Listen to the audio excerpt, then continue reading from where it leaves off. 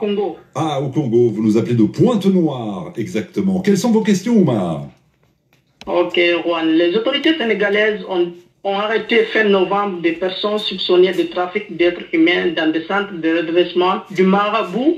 Modou-Kara. Que sait-on de ces centres et de leur fonctionnement? Comment les autorités ont-elles découvert les exactions qui sont commises dans ces centres? Oui, c'est vrai que c'est une affaire qui fait scandale. Au Sénégal, 350 personnes étaient victimes de séquestration et de maltraitance dans ces centres mis en place par l'influent chef religieux mouride, Serigne Modou Kara Mbacké, qui est également une personnalité politique. Il est à la tête du Parti de la Vérité. Bonjour Charlotte Hydrac. Bonjour. Correspondante permanente de RFI à Dakar, que sait-on de ces centres?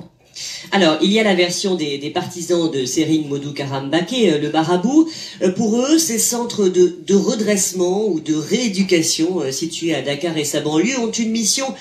sociale. Ce n'est pas nouveau, ils existent ces centres depuis une quinzaine d'années. Le premier a été ouvert en 2006, selon Mounir Roussard de la cellule communication du guide religieux. Alors, il explique que ces centres accueillent des jeunes en difficulté, des délinquants, des jeunes avec des problèmes de drogue, par exemple, ou d'alcool,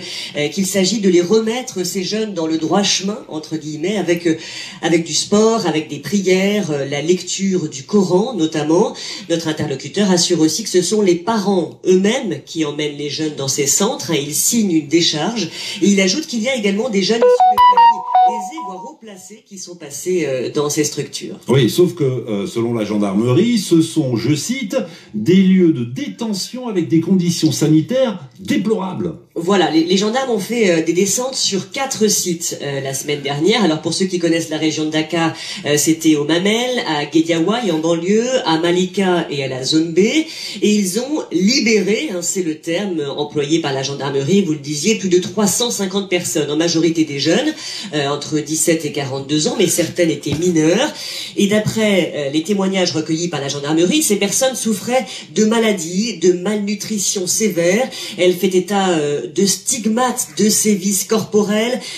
Certains semblent avoir perdu la raison, c'est ce qu'on lit dans le communiqué. Et je continue, les victimes affirment ne manger qu'un repas par jour, ne se lavent qu'une fois par semaine. Certains blessés ont été emmenés d'urgence dans des centres de santé. Voilà, un tableau qui fait froid dans le dos. Il y a aussi des vidéos qui circulent sur les réseaux sociaux, assez horribles, des personnes entassées derrière des grillages. Et selon des victimes, plusieurs décès auraient même eu lieu ces dernières années dans ces fameux centres de redressement, des centres appelés aussi Kara Sécurité, donc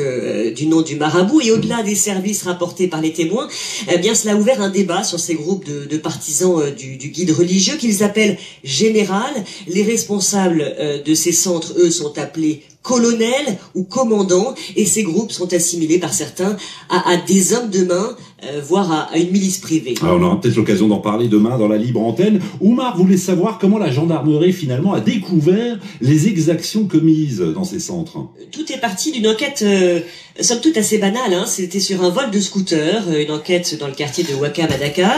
À ce moment-là, les gendarmes de la section de recherche découvrent 3 autres scooters volés et un endroit décrit comme un lieu sous haute surveillance de regroupement de jeunes victimes de séquestration, de maltraitance, voire de torture. De fil en aiguille, les gendarmes vont investir les autres sites, notamment un immeuble à Guédiawaye où 213 personnes étaient entassées dans 8 chambres, selon la gendarmerie. Un des gardes a aussi été arrêté en possession de chanvre indien, donc de cannabis. De son côté, l'entourage du marabout dément la présence de drogue et explique que au fil du temps, les centres ont accueilli de plus en plus de monde, que ça a eu de plus en plus de succès, entre guillemets, sans gros moyens, ce qui a créé de la promiscuité, je cite, dans les structures. Un mot tout de même, Charlotte Hydrac, concernant donc le marabout Serigne Modou Kara Mbacké. Il n'a pas été convoqué, lui. Pas pour le moment. En tout cas, ça ce sera au procureur d'en décider.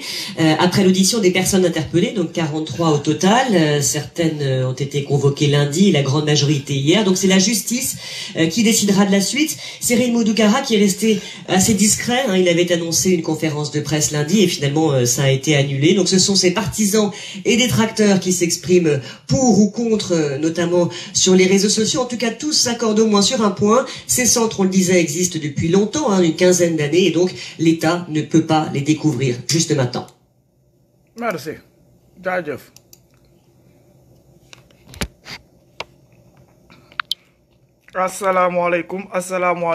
Asalaamaaleykum wa rahmatullah. Siyaar naa leen yéen ñëpp ku si nekk si turam ak santam di leen jox seen wàccuwaay di leen dalal jàmm naa ñëwaat nañ tey si bis bu bees waxtaan ku bees waaw fas yéene continuer sunu ñaxtu waaw sunu coow ak sunu ñaxtu on lâche rien coow lay ngi fi ba léegi waaw on est là na leen dal leen jàmm am jàmm si darajay Seydina Muhammad comme ça nu daal di commencé waxtaan bi si bismillahi rahmaani rahim pare ko si alhamdulillahi rabbil alamin dénk nañ sunu bopp yàlla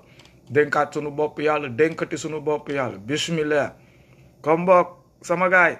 noonu la fa demee comme nu ngi koy waxee rek man je suis toujours dans mon principe et je suis toujours dans ma visée dans ma lancée waaw dara changé gul de sama gaay kilifa diine waaw ñuuxiti ananu voilà kilifa diine Modou Kara ba léegi on lâche rien de billahi on lâche pas l'affaire kaay nga wuyu tout le monde entier en a parlé tout le monde entier en a parlé boobu ba léegi wax nañ si kaay nga ñëw nga wuyu nga lett gaay wala nga firi nit ñi ce que je n'arrive pas à comprendre mooy sama gaay dafa am yoo xam ne yëfu reewande la quoi franchement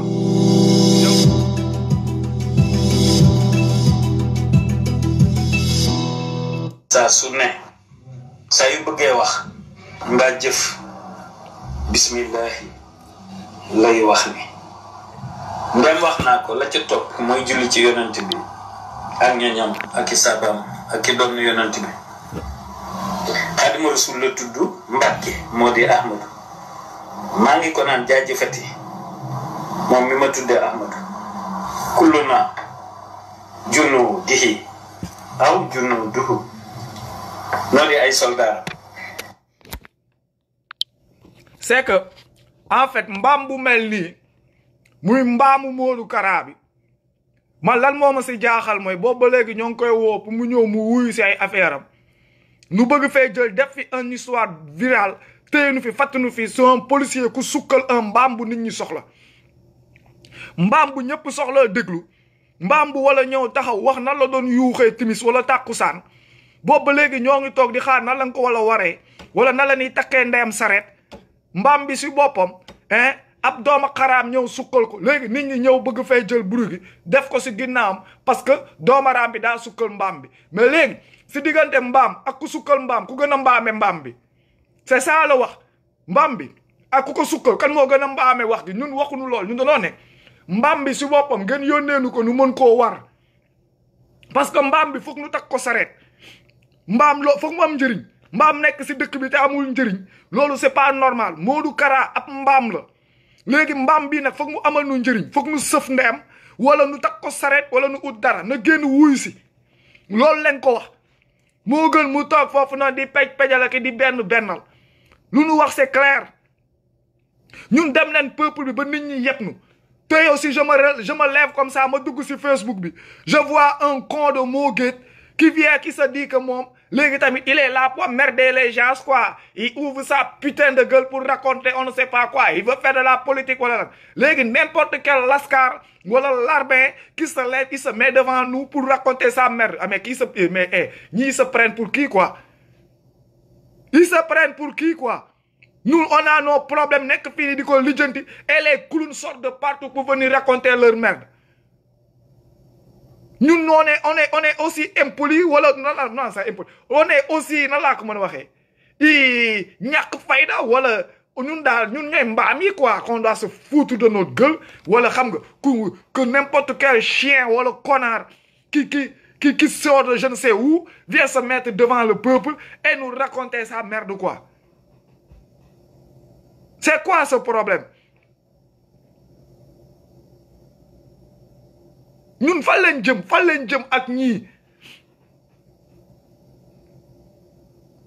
jëm ak ñii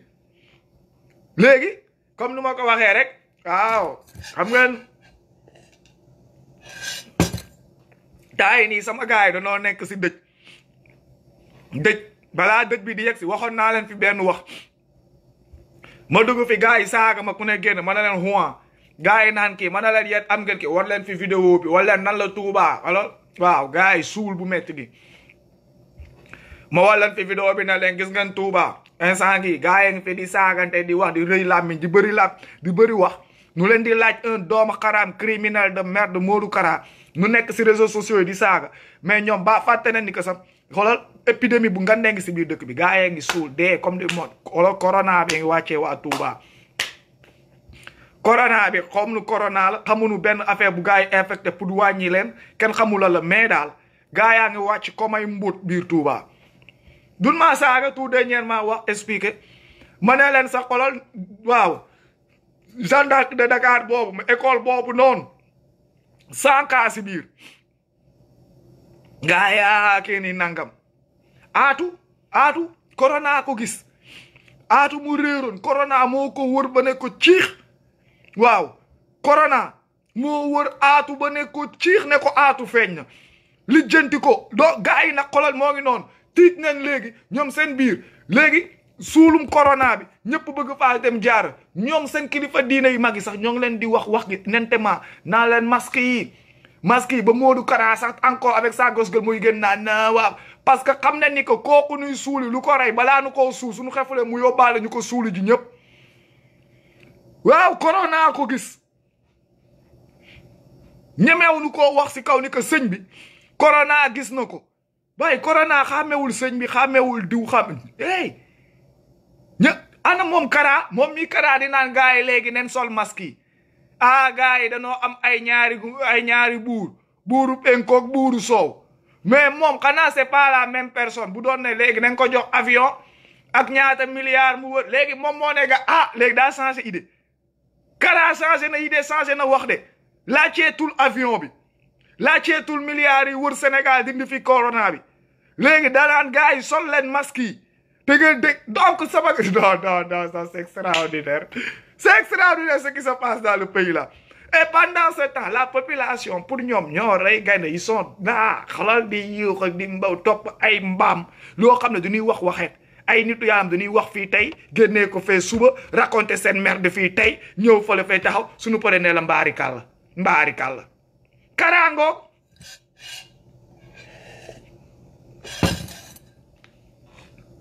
ma ne Karaangoogu ak i déglu nangu benn yoon ni bund tawat ji zahir ak baatin moo am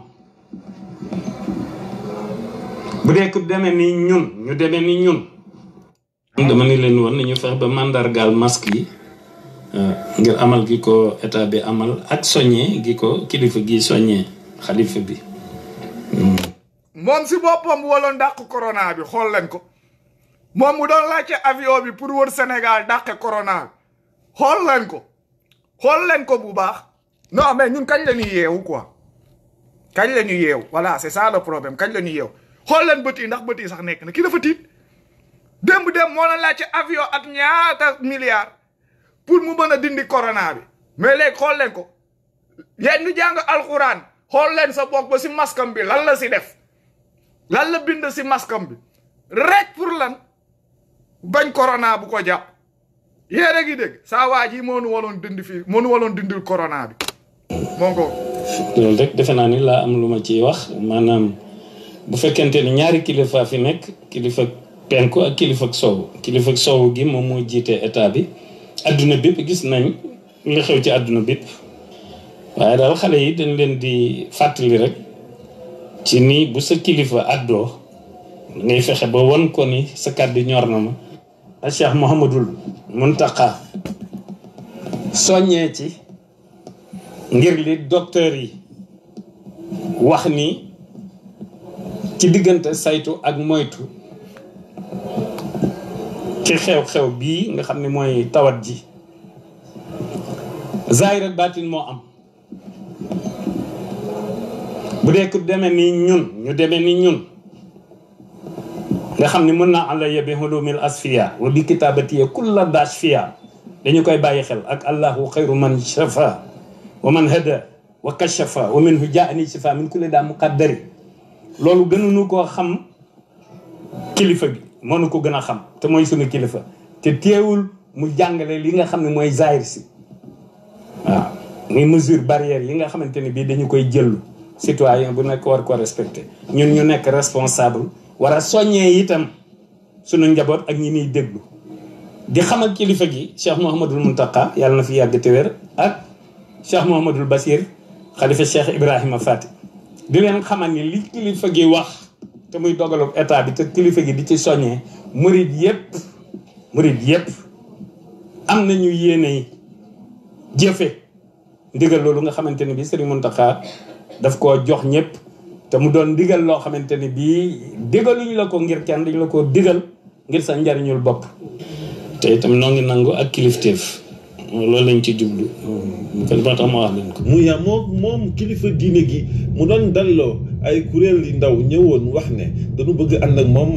jàppale ko ci liggéey bii muy liggéeyal Serigne Touba Serigne Modou Kara Mbacké yëkkati ay kàddu di leeral ne àndul benn yoon ci ndaw ñi nga xam ne ñu ngi fobo di dugg ci gaal yi di dem bitim réew. waaw loolu moom kii la rek intention la yéene la xam nga niyatul xayri moom yéene lu baax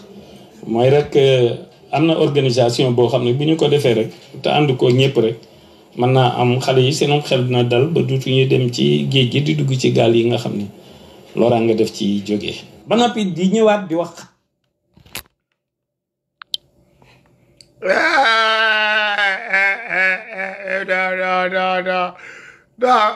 non mais xool leen ba mu waxee wax bi ba pare xool leen kanam bu mu def non man Kara dina ma gaañ xoola kanam bi xoolal kanam bu mu def ba mu ko waxee ba pare regardez la figure dara ñoru ko si duuli nen ma ne man wax gi toogul farankulaayul jonkonul pantul solul tubay wodduwul mariñeeruwul xam nga kuusul wax gi kenn xamul ban position lañ koy teg waxu Kara bi daal man je ne comprends pas moom mi blende tey corona bi ba mu fi ne corona daa ne prip mu daal ne nañ ko jox avion jox ko milliard mu wër dindi fi corona xam nga mën naa ne sa at bi jàll mu soppi kàddoom xam naa kenn comprendre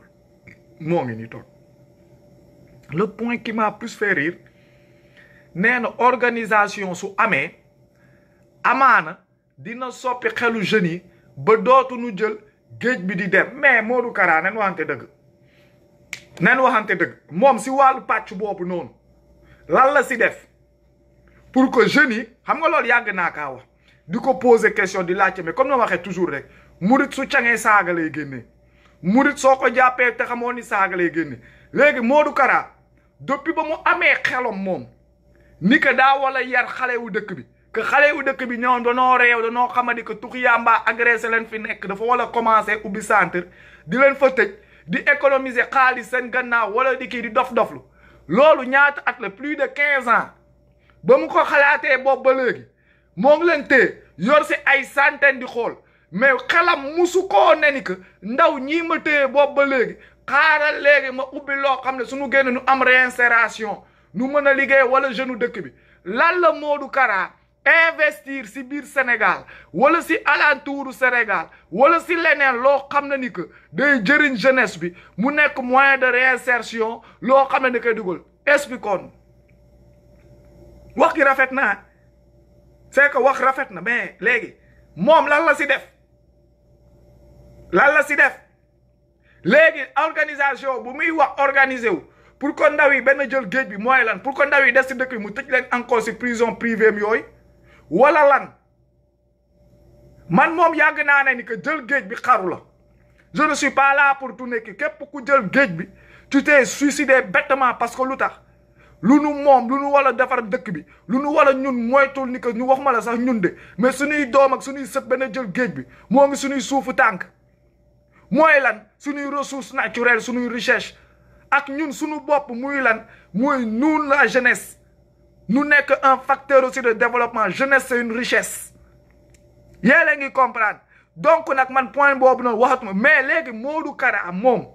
à part dajale booy di leen laaj addiya wala laaj seeni parents nu fay leen pour mu ne moo leen di yar moom lan la def luy dellu si jeunes yi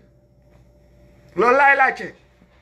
lan la def luy dellu si jeunes yi à part di leen teg ay sas leen ba sas seeni waajur tëj ay kii mais léegi lan lay def loo xam ne que jeunes yi dinañ weebu ke jot si ne ok lii kat sëñ bee ndax ba tey jii nii ku nekk mën see gis boppam lan lu nu dem sax toog si président laaj ko pour communauté wu murit suñ ko tegee seen loxo sa murit yi duñ si jot ñoom ñoo koy lekk donc charité bien ordonnée commence par soi-même wax gu bëri googu noonu ñuy jéem a di teg di jéem a pousse nit ñi su leen neexee nu gën andi seen benn médiation pour pousse population bi contre état bi mais jamais nu andi médiation pour yee nit ñi wax dëgg wala andi leen parce que ñoom lu ñuy pousse ñëw si ñoom arrangé wu leen parce que lii nii Modou Kara di wax c'est une façon d'essayer de mettre l'état en mal pour dire que ni que état bi su defee liggéeyam suñu organiser woo donc jeunes yi dootuñu jël géej bi c'est vrai loolu c'est vrai mais y a un complémentaire aussi mooy sëriñ yi tamit kilifa diine yi suñu bàyyi woon yi nga xamante ni kilifa diine yi suñu bàyyi woon sas bu bëri gi def seen liggéey dellu fa aj dellu fa yàlla commencé def yëfu yoon def yëfu yàlla instant gii nii benn ndaw tamit du jël yoon benn ndaw du jël yoonu géej gi donc Modou Kara lu muy jéem a def nii il doit éviter le problème mooy ni que moom lu ñu ko wax mooy jamono jii nu toll moom leen soxla pour ñëw déglu mu ñëw expliquer nit ñi à propos de sa torture qu'il a créée au Sénégal depuis combien d'années loolu leen ko wax na ñëw expliquer nous sa prison prime na ñëw il n'a qu'à venir répondre et en même temps aussi on demande à l'État sénégalais de prendre ses responsabilités parce que lu xewoon foofu noonu mën na nekk man mën na nekk yow mën na nekk ku mu munti doon ça n'épargne personne ëllëg suñuy doom mën na leen see lima keneen ak keneen moo tax on demande à l'État du Sénégal de faire son travail waaw la loi est pour tout le monde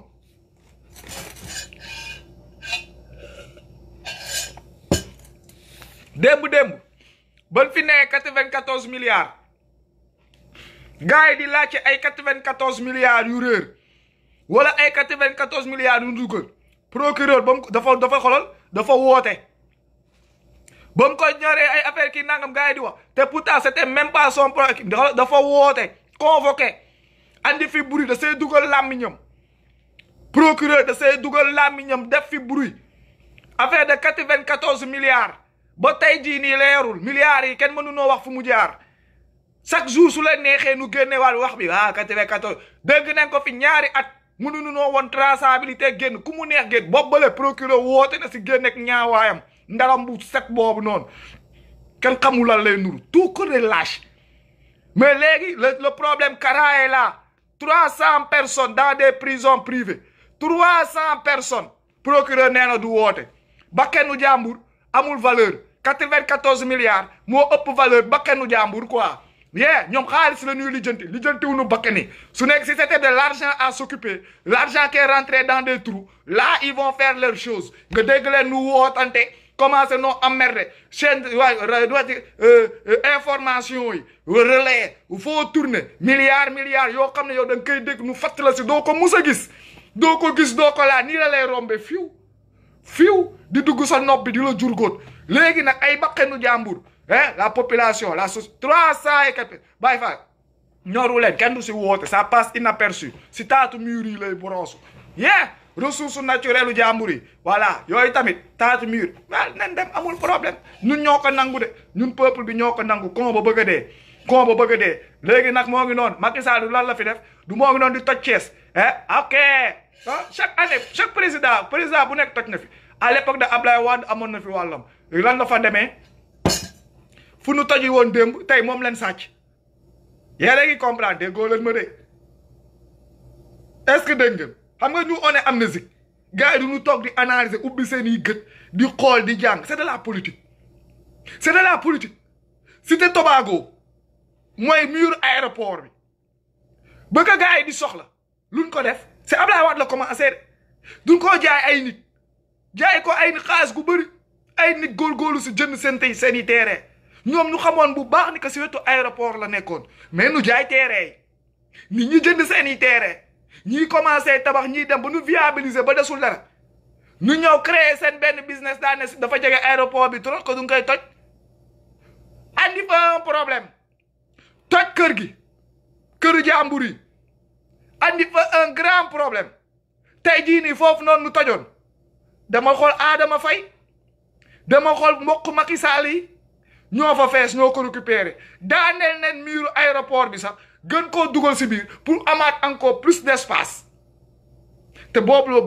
y a eu des blessés ba ko gars yi di xeex c'était Tobago ba koy toj y a eu des blessés combat affaire boobu dafa génn télé c'était un combat c'est la même chose ak Mbour 4 Mbour boobu noonu naa Mbour 4 c'est la même chose Mbour dafa commencé saturé gars yi toog nañ jaay nañ ko tubaab yi ba affaire yi fees ku nekk kii léegi nguuru Macky Sall la bandum attitude ils veulent leur part de Mbour ils veulent leur part de la de nu ko waxati mooy comme nu ko waxati du tourisme ils veulent leur part d'investissement parce que Mbour c'est touristique léegi nag le problème mooy ni que ils ne veulent pas se mélanger dañoo bëgg a créer un truc comme créer une ville wala créer un détachement comme nu ko defee à Diamniadio wala ki yeneen i côté moo tax ñaar ñun fa bàyyi c'était deux nobles yoo xam ne ni que ils sont déjà là jox leen titre nu ko waxati autorisation de construire yéen si gang bi yéen vous êtes déjà les premiers venus ñoom ils sont déjà duñu toj léegi le reste là c'était les pauvres qui étaient là amuñu kii là faut les dégager quoi et là maintenant ay kas suñ ko tojee pour lan la ñoom seen biir ñoo fay dem dëkki kilifa diine yi nii noppi maa la ko wax saa yoo demee gis politiciens yi fu nu fees y a toujours 3 ou 4 kilifa diine seen biir seen noppi bi loolu la de su gars yi tojee ba pare ñoom suñuy cëru ba nuy waaj a tabax ñoom tamit duñu si am ay pàq am si ay gaale ñu tabax seen benn petite ville noble seen benn ruq xam nga mu nekk benn bandum attitude waa nguuru Macky ñu nguuru woon ñooy def comme ay cité Damel ñëpp xam ne nu mu fa demee cité Damel ñu fa mooma ñëpp moo nekkoon lan garde corps Abdoulaye Wade doon liggéey pare ñoo fa ñëw cité Damel ñoo ñëw jël Damel bi dagg ko noonu tabax fa ay gaale yoo xam ne bu kenn comprendre ñiy jaayat ko ay millions récupérer seen xaalis ñuy dëkk yaa ngi comprendre donc ce bordel se passe devant nos yeux depuis des années ce bordel se passe devant nous depuis on le voit et on participe à cette connerie parce que lu tax on se tue et on ne veut rien dire on ne veut rien faire nous toog gars yi jàppee nu ay pantin gars yi jàppee nu ay pantin tout ça c'est la politique tel ça c'est seulement des petits exemples def nañ ko fi ay gox Malika ay yeneen i place Kër Massar sax ça a été la même chose ba nu demee ba yenn côté ba nu ko bëggee récupérer ça a mené de dunoo toj ay kër andi fay problème coow c'est beaucoup def nañ ko fu ne suñuy ñëw bàyyi nit ñi ñëw tabax suñu demee ba affaire yi xat ñoom ñu bëgg seen benn pàq bu nu créer seen benn ruq ñoom ñu ñëw yàqal gars yi dàq leen créer seen i affaire jamono ji benn rek nag moo fi am chance iskiw moo fi am chance rëcc mooy lan mbaaw yi Zak mbaaw buuna kii nanga parce que ñoom maintenant ils se sont rendu compte ils ont remarqué ni que ndox la foofu dootuñu ko xëccoo duñ koy bàyyee gars yi dajale fa gars yi si ndox mi léegi lu si des loolu noonu du xam ne que fii kekk la da nga siy dox gars yi duñ koy lijjanti bàyyiwuñu dara Diamniadio dem na Diamniadio dem na ku bëgg jënd terrain Diamniadio dem na jënd terrain nga xool à moins de 5 ans même pas 6 ans ils ont fait des miracles à Diamniadio dem na ils l'ont mortalisé en piou dem taxawee na lay toog di xool nous c'est quoi le problème aatu bu réeroon corona daf ko wër ba fekk Touba moo ngi noonu gars yi da lay ñemee gën looloo tax seen kilifa diine di daw ay tubaab ya xam nga dem di fa faju parce que dañoo bañ di ñu xam lu leen di rey ak lan leen am yàgg naa fa mooy lool wax leen dëgg bi da lay ñemee di wax sëñ si nit la dee na moo ngi noonu lu ko rey lan la feebar comme ñëpp comme nit a da lay ñemee di wax gi wax leen ko mu clair assumez vos responsabilités portez vos couilles loolu leen wax boobu ba léegi nag yéen a fi gënoon rëy làmmiñ ana ay Kara ana Moutala ana Boy Bass ay Abdou Karim yéen a fi gënoon rëy làmmiñ 2020 2019 2018 fatt ngeen nu téye réseaux sociaux yi fu nekk génn emmerdé léegi nag ngeen bëgg a daw non du leen wàcc de du leen wàcc di ngeen teppi seen lu bon génn laa leen wax ndey bi dinaa ko ñaan nag dinaa ko leb tey mais beneen yoon dinaa ko teppi si seen ndey tey moom seen ndey naa ko leb mais di ngeen teppi seen yu bon laa leen wax génn ñëw wuy si ba ngeen nuy dajale ñun ndaw ñi di ñu laaj ay adee di ñu sas di duul di toog seen affaire dafay neex bay bëgg a dee su ngeen di toog di xëbar si kaw ñuy uufu si suuf suñu óom yi di jam day neex ba bëgg a dee jamono ji nag jot na nag ngeen wàcc tamit sur le terrain te di ngeen génn de kenn du si excuse kenn du si excuse ay booy ngeen may wax ni kii ku si mag ay 50 ans ki màggetoo leen tolloo leen fel dese ngeen kàttan di ngeen génn parce que xaalis pour lekk ko mën ngeen ko xale yu ndaw yi ngeen topp seen ginnaaw di mar seen taat yi vous allez arrêter cela billahi wallahi wal kitaabi nee naa leen kanta dëkk bi tàq lii nii duñ ko bàyyi ñii dinañ jël seen responsabilité wàcc sur le terrain faire ce qu'il faut waaye faire le devoir de citoyen déggul ma foog marabu bi la ñuy teg nële seen marabu ak seen i affaires yooyu nañ ko diwoo nañ ko laaboo nañ ko sandwich mais le devoir de citoyen chacun a le droit de le respecter te dooma xaraam yi nii ils vont le faire wala nu génnee leen dëkk bi c'est tout tu ne vas pas vivre dans le pays et tu ne respectes pas ton droit citoyen tu vas le faire ils vont le respecter wala on les fout dehors loolay wax gi on les lâche rien nag niquer leur race bu baax laa lay wax karaakeeg ñas ak laa si yemaleeg si laa si yemaleeg le tout vous nous respectez vous respectez nos droits génn sur le terrain faire ce qu'il doit de faire on respecte tout le monde vous pouvez faire votre merde parce que fii kenn jubul chacun a son shit mais vous êtes là nga voulez nous prendre pour des cons billahi wallahi taala vous allez nous sentir on va pas mourir en silence on va va vous niquer en mourant billahi du ñuy dee sax di wax si yóbboo nag vous allez ngeen préparer wu gën te tamit il y a un truc qui commence à se préparer encore la deuxième vague de guignol là. Cette deuxième vague de guignols qui se prépare là, vous n'avez qu'à faire gaffe. Nous ne sommes pas sur le point de rigoler, nous n'avons pas le temps de rigoler et nous n'avons plus l'humour à rigoler à vos conneries là. Moi, ces petits politiciens du dimanche là, ces cons du lundi, je ne sais pas quoi là, ils veulent venir occuper la médiation devant nos yeux. On va niquer vos races les noirs. Moguet, commencez par yo avec toute ta ligue. Allez-y vous fucking faire foutre les noirs. Léegi nga gis ay El Hadj Diouf sami ñëw ne day teg candidature présidentielle ay kii notre présidence n'est pas un jeu ça suffit on en a marre que n'importe quel guignol se lève de je ne sais pas d'où et qui veut aller s'asseoir dans notre palais là on va niquer votre race leen wax c'est fini tout cela Mor Gueye xaw ma kan moo ko jey xam naa ne mu naan léegi moom palais bi taxaw ak waayo doxam bu gàtt ba di am lu muy expliquer di jaay gàtta fakkaare lan la tegal yaa ngi comprendre léegi nga gis tamit ñëw na léegi day nekk président wala keneen donc n'importe quel clown vous êtes là que nous sommes xaalis la ñuy mar quoi parce que am nga xaalis on peut te mettre président ñun loolu doxul si ñun de ñun vergogne la ñuy wut ñun nit ku dëggu la ñuy wut ñun nit ku am ay ku dese dara si boppam bi ku dese culture la ñuy wut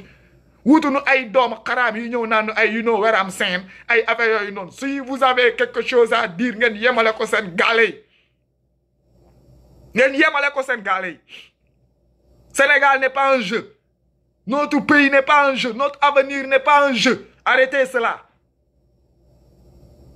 C'est la dernière fois. Ça ne marchera plus. Ça ne marchera plus.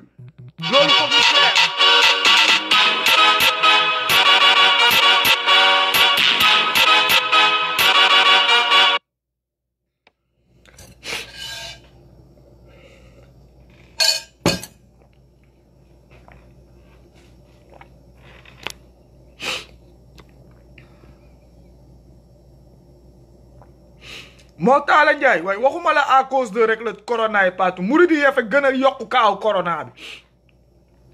waxuma la kaaw corona rek mais nee naa leen ku nu yab ak ku nu yablu murid yi ñoo tax nu yab réew nen ba fu réew yab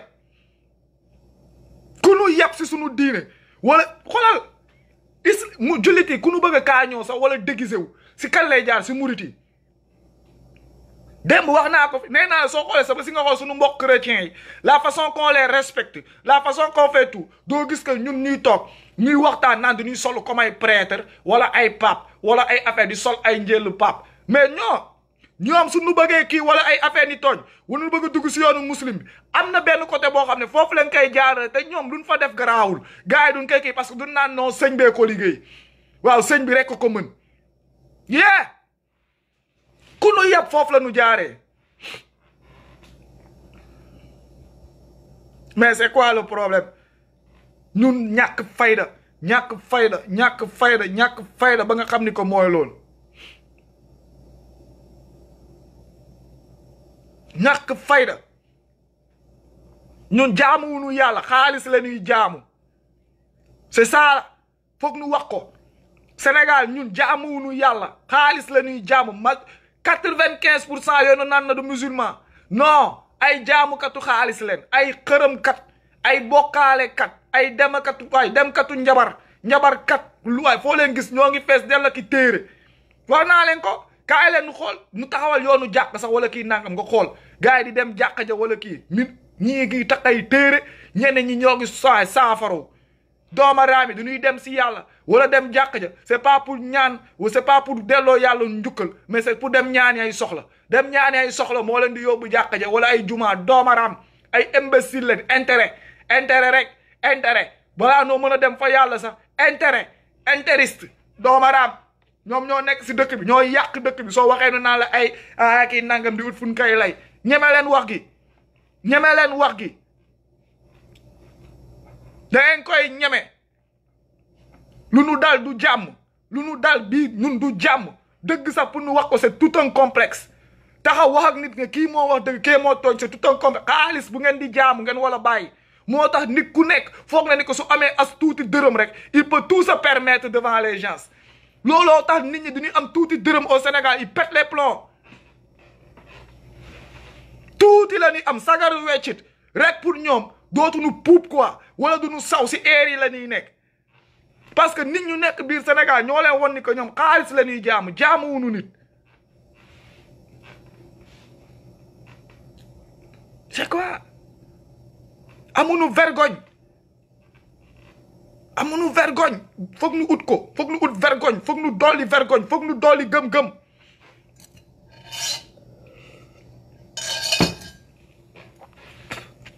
waaye ku ñëw wone ay billet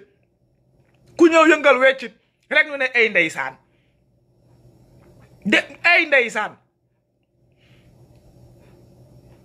ndeysaan pourtant de non xam naa daa réer rek non xale la dina soppeeku non ba garaawul nañ ko muñal parce que am na xaalis Sénégal bu gën a konsa soo ñàkkee xaalis di mandi doo doon nawlookaay kenn gars yi du léegi mais soo yoree xaalis di mandi na ko ñëpp xam garaawul gars yi dina lay jàpp di nga taxaw ni sax di wax ak ñoom xetu alcool bi di la dal di leen dal mais duñ ko nangoo xeeñ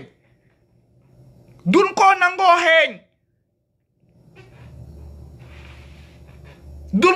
àll waaw yaa kii parce que lan am nga ay junne ki ñaari junni yooyu maye dunu sax lijjanti fois bi jóge non mais ñàkkal nga ñëw jege xeej dina xasaw nga de rombal rek yaa ngi ne bunnu xasaw nga de naa ti nga solu bon li na parce que yoroo te yaa ngi si gàlle geeg say frère di buuxante néeg nga am si ginnaaw xam nga mënaloo dara kii ni nanga bi kii yoroo on va te le rappeler chaque jour et tous les façons sont bons pour te le rappeler yoroo mandeti nga yoroo voilà doomaraam damal kii na mais soo yoree rek mooy loolu on te mar la taat da ngay liggéey sax da ngay gis Dakar booy di liggéey di ñëw di toppatoo gaale wala di participer si gaale gi du ñuy iri di fat di laal rek di biiral gaale gi y a personne qui va le dire que waaye yow tamit nag takkal jabar amal xel bàyyil xale yi ngay kii non parce que moo yor gaale gi au contraire duñ koy jàppale si fat bi suñu seenee keneen di ñëw balaa ki ni ñëw fëgg ko gaawal anta ngi ñëw seen naa anta si bopp koñ bi muy ñëw nu génnee kii sama du ñuy couvrir aboo moo yor kër gi xaalis la nit ñi di jaamu Sénégal xaalis lu mu leen jaral pour jaay seen ngor yi c'est honteux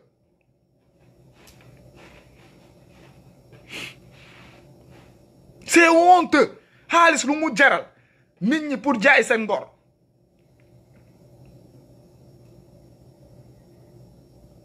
ana lii lu ko jar ana lii lu ko jar lii lan moo ko jar parce que lii soo demee ba suñu kilifa diine sa jaay seen ngor ngir koppar on a des problèmes nee naa leen corruption murit moo ko andi Sénégal du ma ne sax murit kese de mais dama naan kilifa diine yi ñoo andi corruption Sénégal te suñ ko lijjantiwulee corruption du deñ Sénégal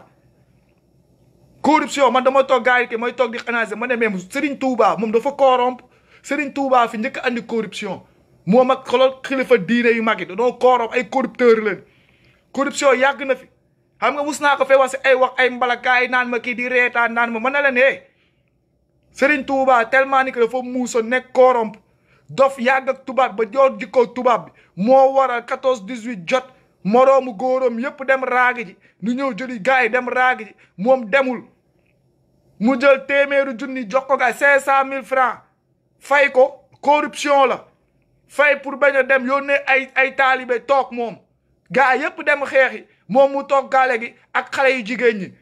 moo waral mu biiral ba doyal gars yi raagi ji ba ñëw fekk fi ay doom yu bari fees ci dëkk bi gars yi di expliquer man na leen voilà les conséquences corruption la kilifa diine danoo corrompre danoo ñëw ñoom ñëpp joxe xaalis ñii joxe ay kii lépp pour lan bañ a dem xeexi tapet gars yi dem raagi ñu à nos retours ñu ñëw Baye Niass ñaata jabar ñaata doom teg waaw saa waay tamit Serigne Touba ñu gars yi yëpp toog fa allez c'était la bamboulade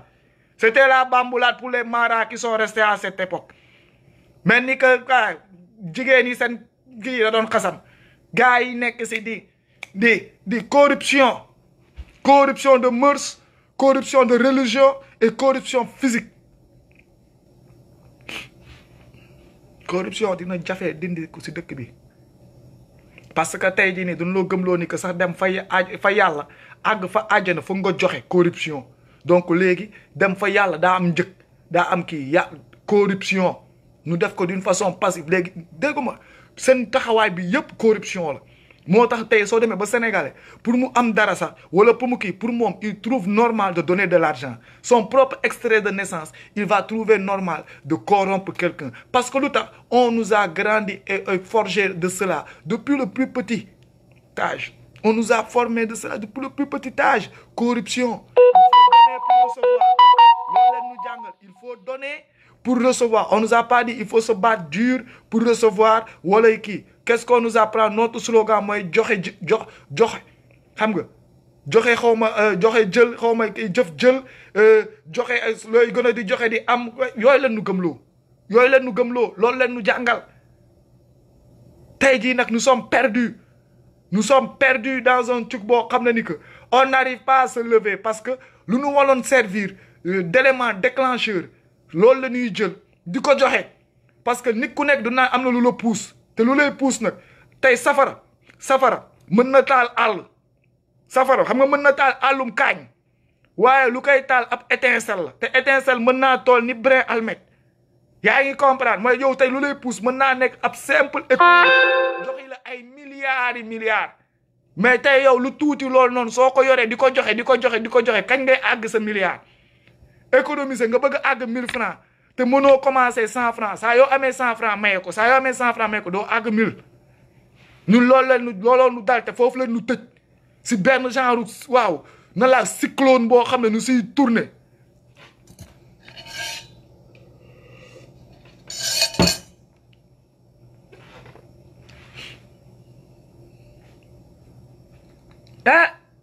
nen waxante dëgg nee naa leen ba sonn su ngeen bëggee joxe ngeen dem ba mu diis seen poche kese mu diis fa gann amoo dara lu dul yéene génne joxe pourquoi léegi joxe bi di taamu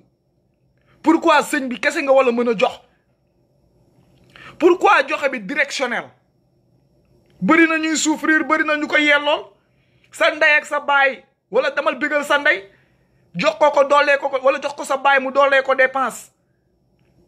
wala soo taxawee sa buntu kër nga xool sa koñ balaa nga fay génn am na ay dëkkandoo yu soxla dimbal nga dimbalee leen ko nga am fa yiwu yàlla am fa mayu yàlla mais pourquoi léegi def lu baax bi wala joxe bi kii nangam rek est toujours sélectionné di dem benn côté am ñu ñuy sélectionné ñoom ñoo wala recevoir loolu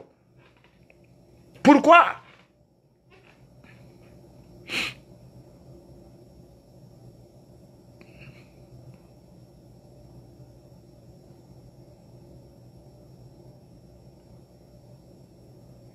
loolu laay laajte joxe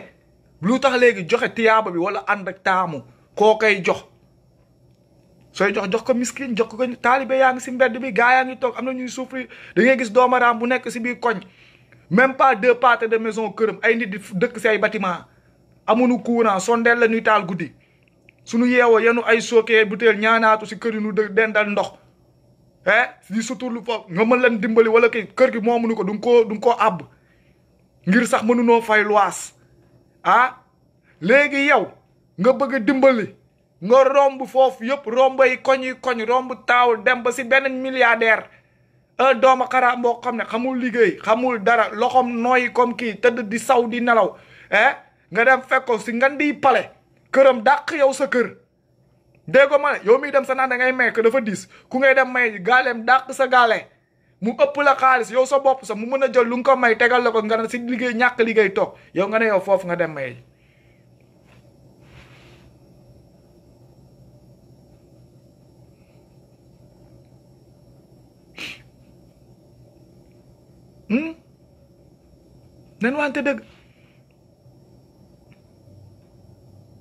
nan wante dëgg pourquoi un bien qu'ils veulent faire voilà qu'ils se disent faire pourquoi ce bien est toujours ciblé pourquoi c'est un bien ciblé c'est un truc canalisé ciblé par un côté quoi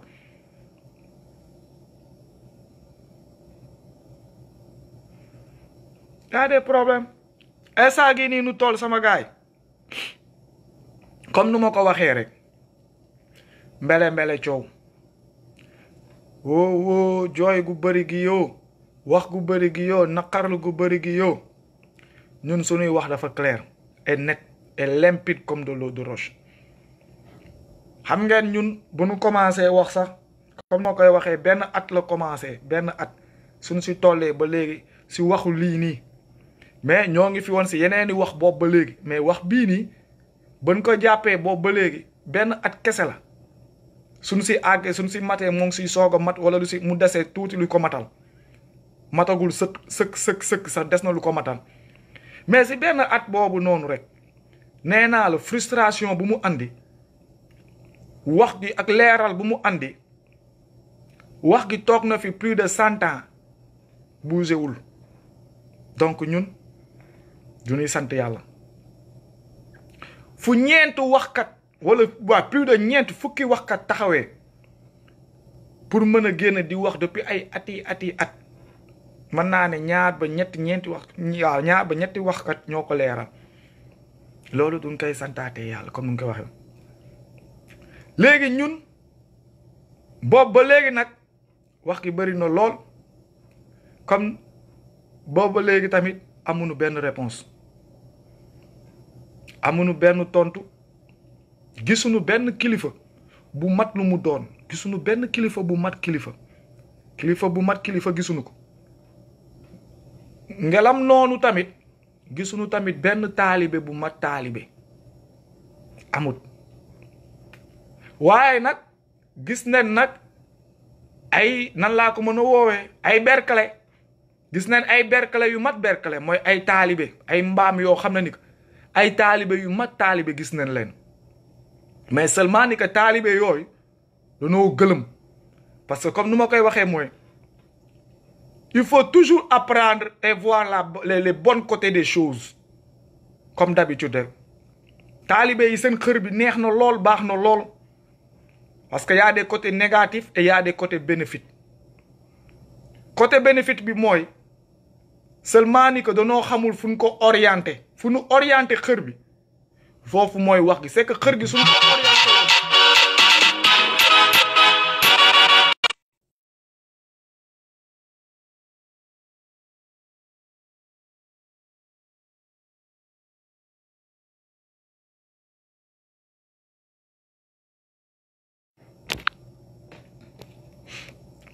léegi comme nu ma koy waxee rek ma léegi ñun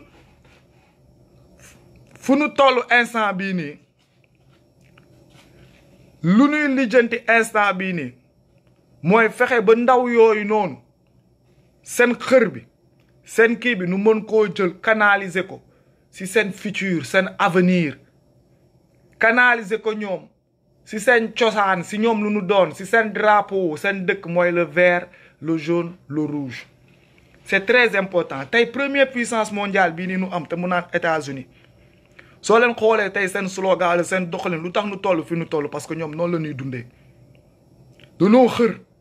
danoo xër si seen lan seen drapeau beeg seen 50 étoiles yi danoo xër si seen lan danoo xër si seen ñoom make américaine first wala consommer américaine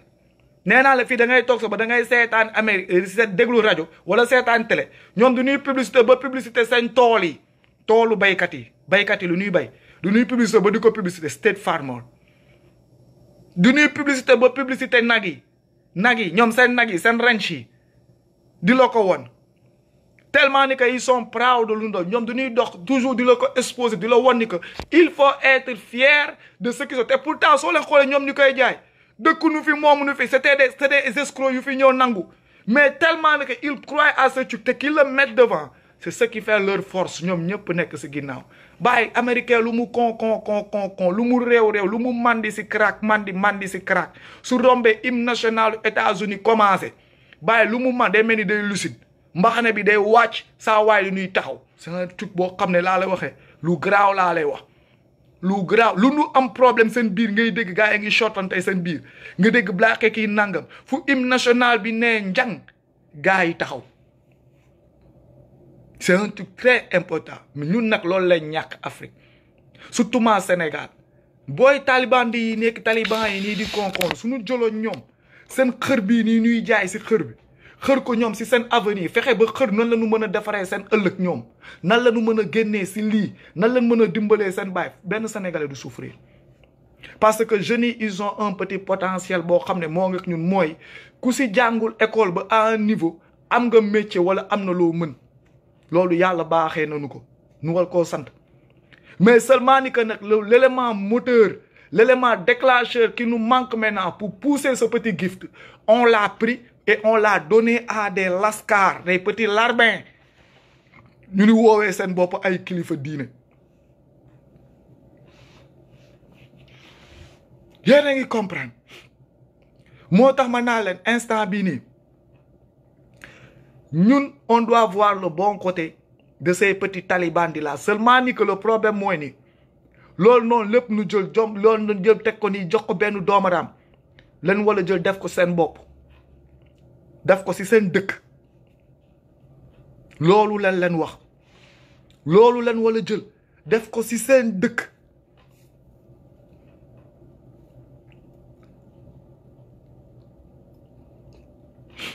yéen a comprendre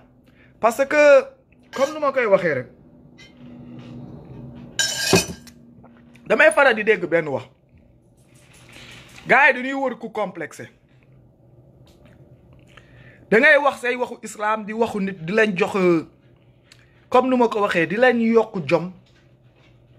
danaa la complexe bi encore nu yegg si waat si waxu complexé parce que man comme nu ma ko waxee j'aime wax bu àgg moo gën di wólis te xamoo lu ngay wólis soo demee yow ba tey nekk musulman wax si yoonu islam leeral yoonu islam nekk ab complexé man damay laaj sama bopp looy wut si murit man loolu rek foofu fekk laay teg point islam su demee ba nit di si wax mu nekk une histoire de complexé donc kii dem ba topp ku doxal yoonu islam nekk mbindaanam yow nga topp ko yow donc boo looy wut foofu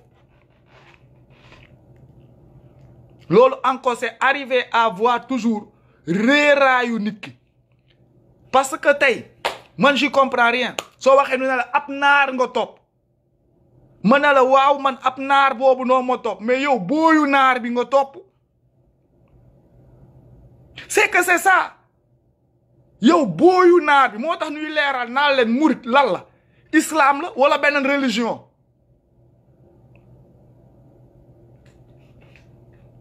complexé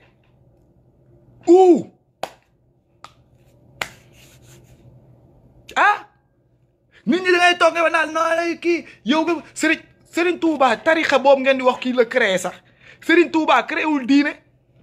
andiwul diine xamul diine bëgg ngeen koo créé loo ab tarixa naan dafa créé tarixa ki nanga mais tarixa bu mu créé boobu noonu ngeen di bëgg a jël yëpp mbuboo jàll si ban la bokk ak si lan la bokk ak si lan la jàpp ñun booboo nu bluffé ñun dugunu si ay auxiliaire ay annexe bëgg nga maafe gerte ko dàq booboo gën a dee parce que fu maafe bi jóge ban gerte bi luy baasu maafe bi gerte bi su gerte bi baaxul gerte bi ñorul saaf bi jaarul yoon bay maafeel ba suba tu te fatigues bay fal tu te fatigues léegi nag ñun danoo complexe ba topp ab naar amul problème au moins naar bu mag bi leen topp patron bi boss bi xam nga créateur amul problème mais ñu topp mbindaan bi nag ñu topp suq bi booy bi boog booy parce que suñu xoolee ñu bëgg koo teg say affaire de yooyu noonu ñu wax ko naar toujours moo doon gérer noir gi nekk booy ok na nga ko xoolee si waxu reewande bi wax ko léegi yéen nag noir bi booyu yonente gi la booy homme de maison Xaadimu Rasul dama nga wuti ta signification nga ñëw toog léegi yow nga topp ab booy nga ne booy bi léegi comme moom lu mu nekk mooy waaw lu mu nekk mooy exceller mooy lan mbindaan nettoyer fomp togg oui monsieur non monsieur te si loolu ngeen di dox yéen loolu ngeen di dund sëgëm mais oui monsieur non monsieur ki nangam ñun ku nu topp nag ñun mi yonent sallallahu alayhi wa sallam daf noo jàngal lu naan valeur u der dana naan yéen nit nga ñëpp a yem amul couleur amul lii yemaleel ñëpp ku xam yàlla kii xamal ñun doona ubbi humble donc là c'est yàlla ak yaali la yàlla ak yaali yéen ku ngeen di ànd ku ngeen di topp daa ne foog ngeen dépendre foog ngeen ànd si moom foog ngeen topp si ginnaawam pour ngeen mën a àgg fenn donc su dul moom du ngeen am yaakaar lui yéen ku ngeen ànd daa ne moo nekk sa kanam topp leen sa gannaawam ñun ku nu ànd daa ne moom du si leen kii moo si mooy borom bi duñ ko yónni nag nee neen ko na wax lii ak ni na fa demee ku def lii am lii ku dem fee dem de ku bokk sama njaboot nag soo ñëwee rek ku nekk man suñu dinaa la seetal ni ko bokk nga sama njaboot waaye yaay liggéey lu la fay yóbbu neex ba bëgg a dee neex ba bëgg a dee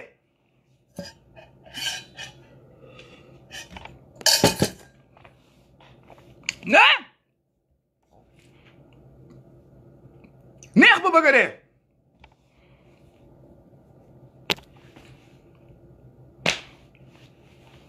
voilà le problème pourquoi mu naqari yenn gars yi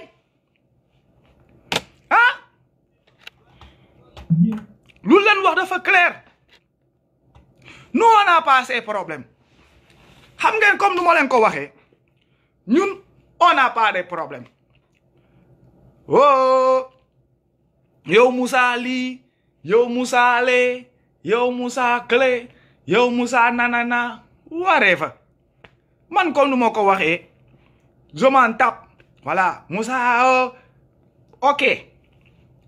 mais léegi ñoo xam ne ni que comme ni ma ko waxee rek 1 2 3 nu wooteeg télé taxaw ñu digge àjjana bi ñoo xam ne ñoo fëgg seen dënn taxawee ne que ñoom ñoo kii nangam pourquoi léegi nu woo leen sur leur fait nu wala ñëw wuy si ça vous fait mal yéen c'est quoi c'est ça le problème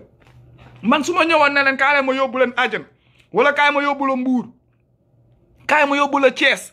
wala kaay ma yóbbu la Saint-Louis nga gis sa bopp Kaolack wala nga gis sa bopp Fatick loo ma wax maa ko def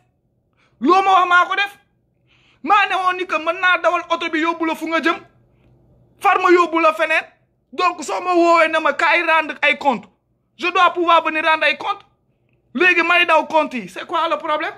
loolu da leen tombé instant gi gars yi nee neen mën na noo dawal oto bi kenn neewu leen kaay leen yóbbu nu àjjana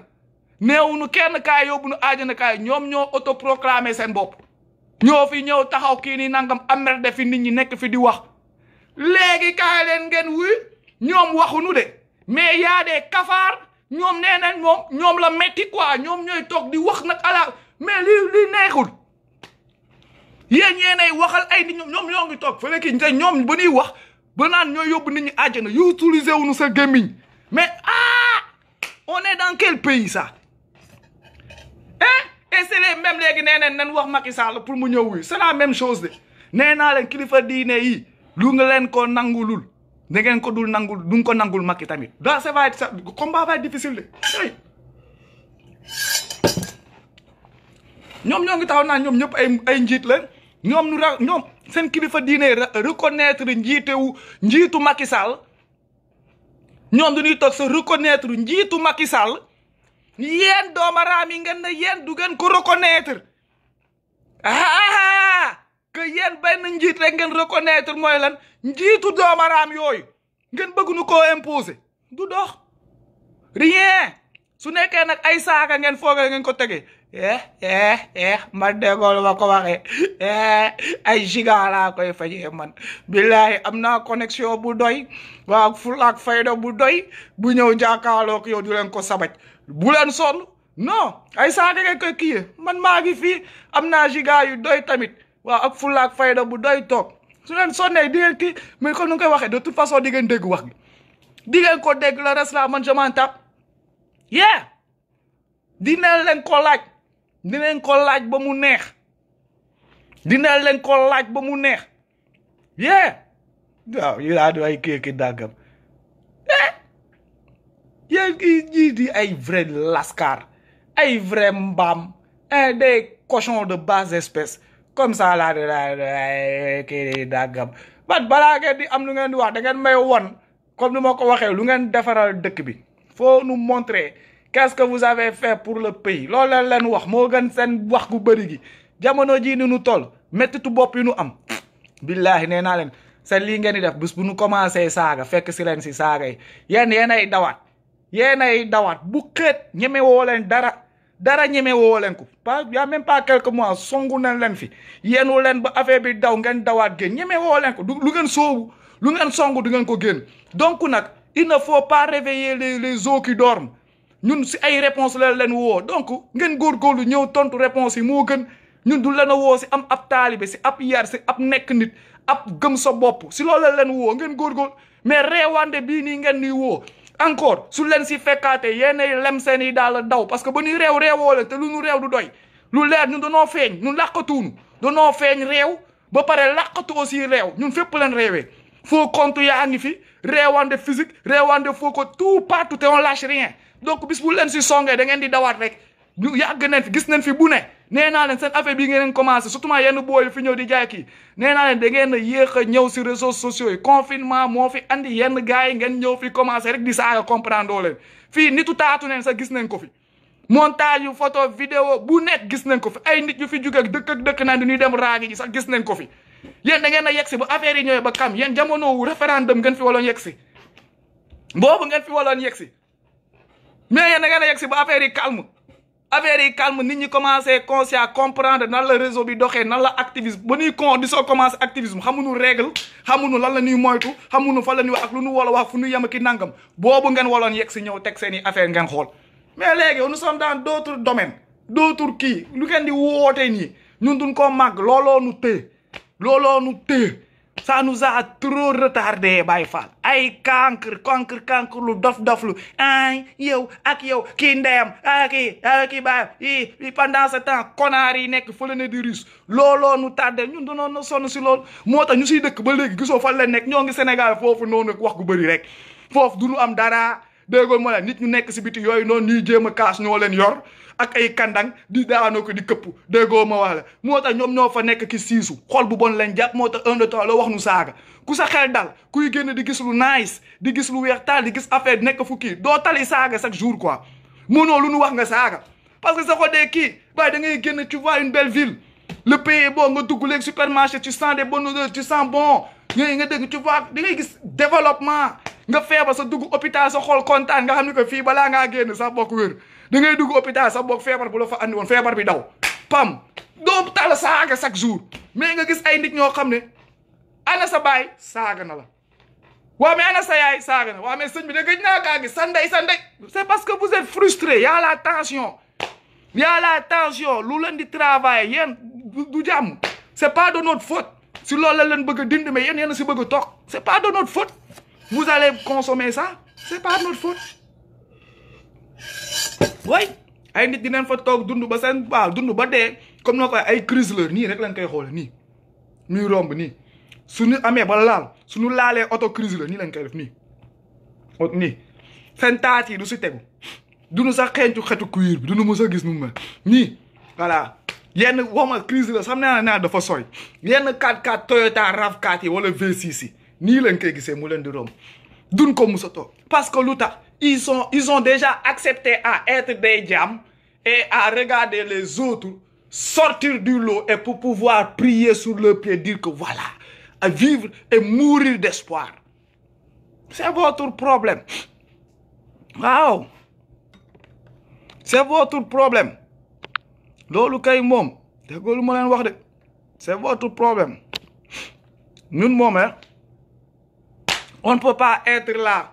Mono nek si deuk bu développer wala nek fo xamna ni que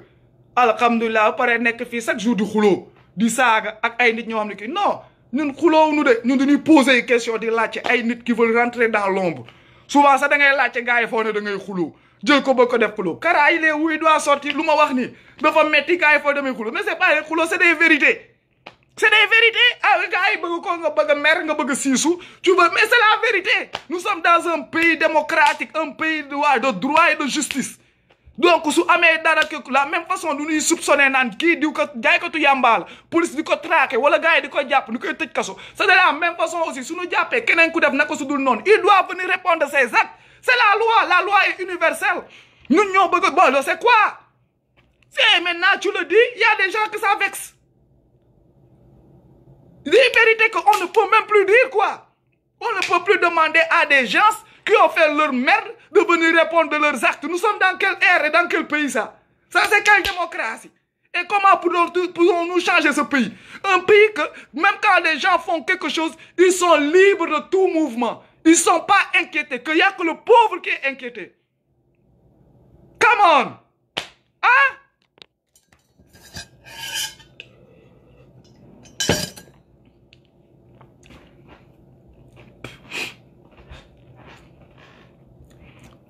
nanu ante deug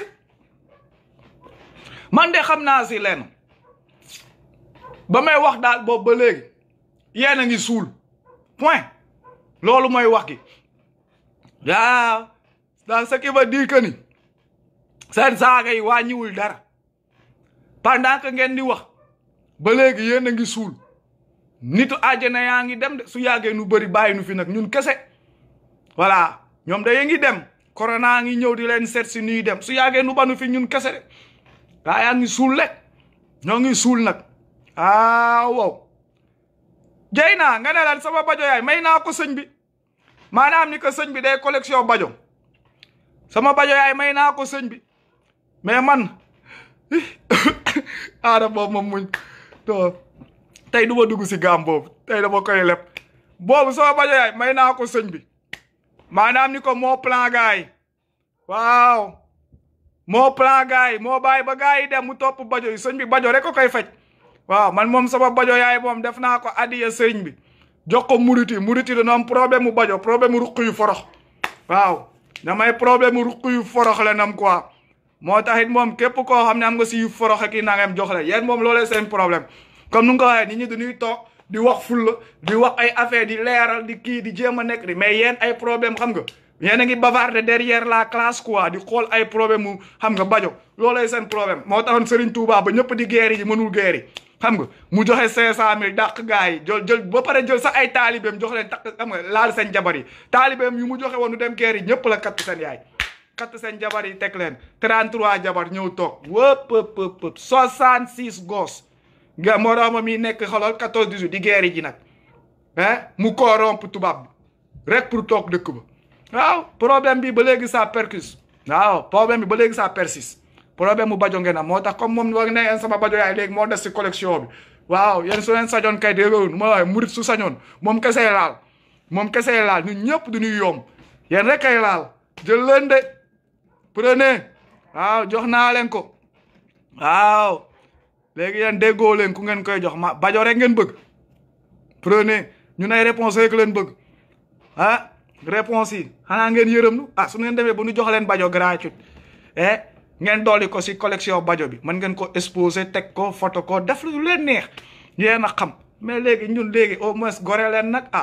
loxoy kajoor day weesoloo loxoy kajoor day weesoloo bokk les réponses please réponse waay wala da ngeen di barkeeloo waaye su ngeen barkeeloo ba pare ngeen andi réponse yi boobu aatu leen koy jox maanaam aatu faatu na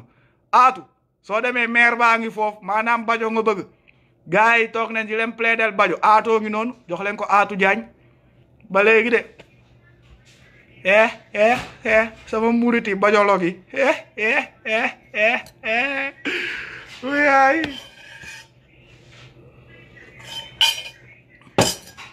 kaay leen répondre leen wax kaay leen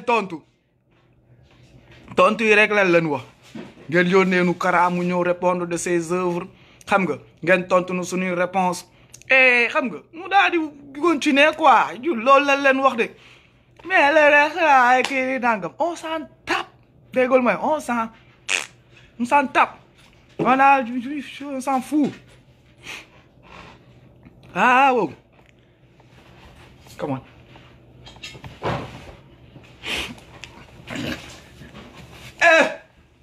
xaaral daa am ku ne def markatu taatu xaj la am maral markatu taatu am léegi les réponses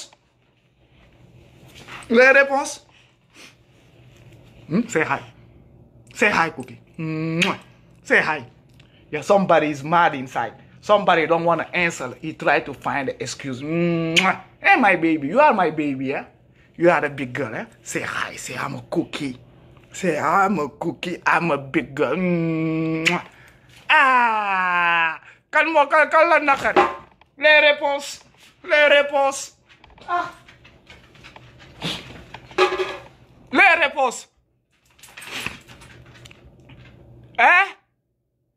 où sont les réponses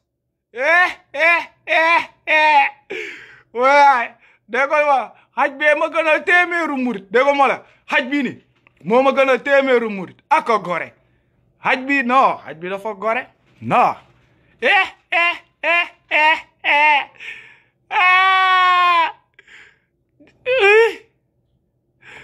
waaw ba léegi de damaa nuroo xaj bi déggoo ma xaj bi sax booba dàq ban maa gën a ñaaw xaj bi nga daan may kii mais ba léegi les réponses rek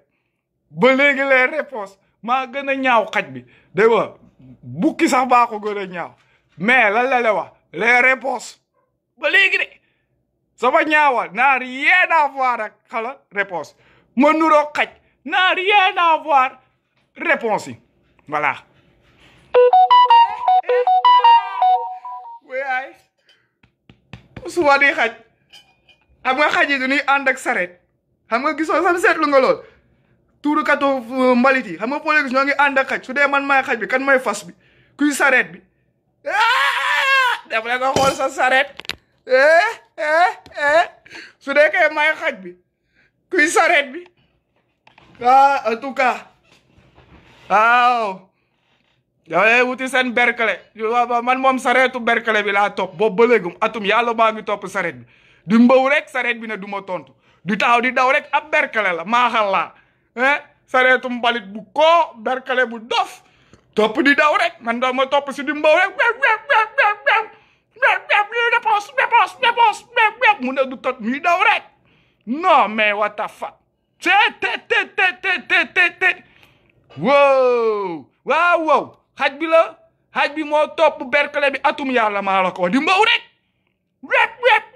xaj bi di daw dégg nga maam berkele bi di daw ma naa ko réponse xaj wala berkele bi naam sa ndey ma ne ko tey fii toj de waaw atum yàlla sonnu ngeen de waaw kuti mbow ngi lu leen neex wax leen maa ngi nii kuti mbow ak ay question yu gars yi di skiw maa ngi nii de réponse yi ba léegi rek réponse même benn bëgg nañ même benn sax nu jàpp si commencé nu commencé xam ni que ñaareel bi dina ñëw commencé leen waay même benn bëgg nañ réponse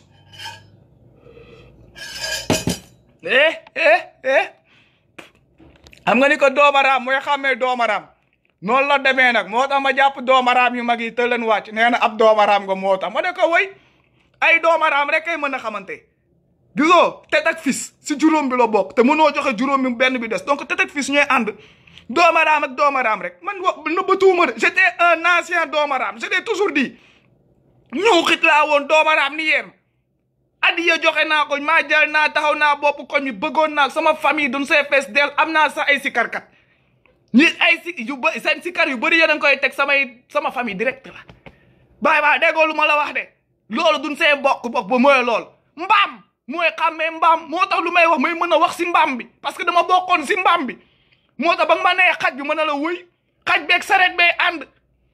saa yoo takkat saret bi di takk fas xaj bi day ñëw toog si xaj yooyu laa bokkoon toog bopp koñ jaay boon konkon lu naan mandi bàyyi fa waa ziar waa EGB waa siyaarate waa màggal waa po ndam siyaaraay konkon lu créé ay kàll di dof lu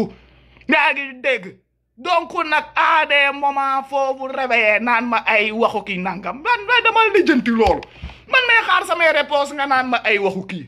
man ba ma mbaamee dafa tey dama juddoo mbaam dama judd du def ma mbaam def ma xaj téye ma benn con di ma nettali ay fen rek man tamit may óbbali di dem gars yi di ma fen rek may óbbali ma dem ba taxaw nag ressaisir ñëw laaj mbaam ak mbaam ay ànd de xamante ne mbaam waaye may bu ndaw bi mbaamu démb laa même pas waaw 34 ans yu mat déggul ma ne mbaamu démb laa mais mbaamu 50 ans 60 ans yi nag mbaamu 100 ans yi mbaam yu fi ñëw juddoo nag si ay famille wu mbaamaat nag mbaam yu fi am 33 mbaamu maam yooyu yan xeetu mba ay berkale ay mbaamu berkale d'Artagnan nga naan ma ay wax kii léeg yaa léegi nag ba nga maa laaj question danga may tontu ma nga laaj ma question daf may neex de parce que xanaa kay nag nit ku laaj atum yàlla balaa nga kaa mën a laaj question nga tontu ko sax au moins benn laaj ko question daf may neex de waaw man maa ngi fii waxtaan tontu rek laay def ak maa mën a wax bii yàlla da kaa xar def si dara bii day wax de day développer lu bëri mais nag kamoon dee leen koy sédd nag dee leen koy sédd balaa ngeen di mën a am kii ni nangam une petite réponse donner quelque chose def leen addiya sotti leen si ndab bi waaye bëgg fay ñëw rek root te du ngeen fi sotti leen dara waay wéelo sotti il faut sotti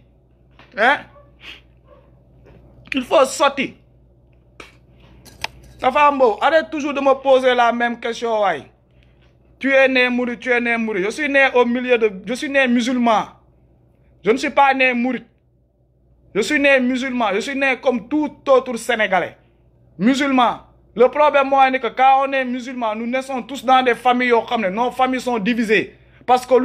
ces tariqs sont venus aussi pour diviser nos familles. Si nous avons famille, nous sommes des Tidjane, nous sommes mourides. ñee nekk le soo profondre sa si bi nga fekk xolot ñu tuubu leen ñu fee si ruq ba toog ba léegi nekk ay chrétien ba tey toog mais ils font toujours partie de la famille quoi la famille ne peut pas se refuser c'est la famille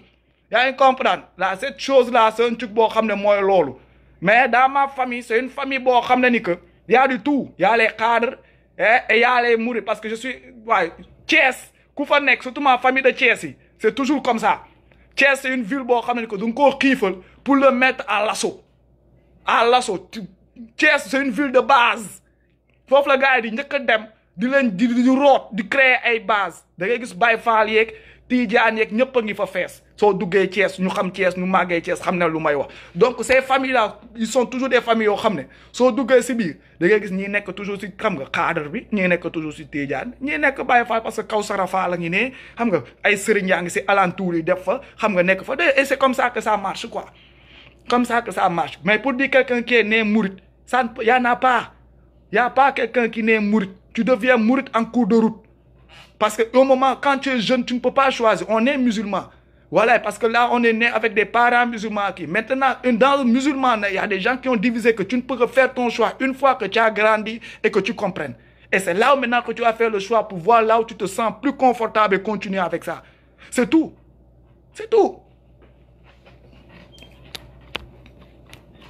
Donc, il faut qu'on arrête toujours de mixer les choses et commencer à avoir une réflexion un peu posée et claire, quoi. C'est très important que de réfléchir bêtement comme ça, seulement mélanger les choses parce qu'on veut se prouver quelque chose. Ça ne sert à rien. Ça ne sert à rien. Il faut prouver le point que d'essayer de se prouver quelque chose. Quand tu te prouves quelque chose, tu n'as pas prouvé le point. Tu peux passer à côté du point en essayant de te prouver quelque chose, mais prouve le point. En prouvant le point, tu prouveras que tu as prouvé le point. Et là, tu t'es prouvé quelque chose.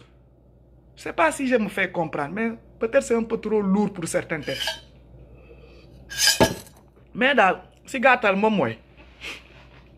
Waki moi, Jena, si tu ne fais pas attention, dina le bloc nga dem uti jiwaat benen Facebook wala ki benen affaire comme nous ma ko waxé. J'ai une patience, j'aime bien discuter, j'aime piquer, mais man j'aime parler avec des gens qui ont comme moi ko waxé toujours rek du retour. Mais quand ça part pour être une partie de farce wala une partie de connerie wala une partie de con comme nous ma koy waxé, vous avez vos pages non? Vous les ñuuxit là, am ngeen seeni page yu ngeen tok fofu non di saga di wax wala di fen wala di fenal Serigne Touba. Du ngeen ma fa gis may ñëw di dégg fa di am lu may expliquer quoi. Je vous laisse faire vos conneries là-bas, vous racontez votre truc xam nga ngeen fenalante mooy lool xam nga. Léegi nag su ngeen ñëwee nag ba fekk ma nag sama biir ëtt nag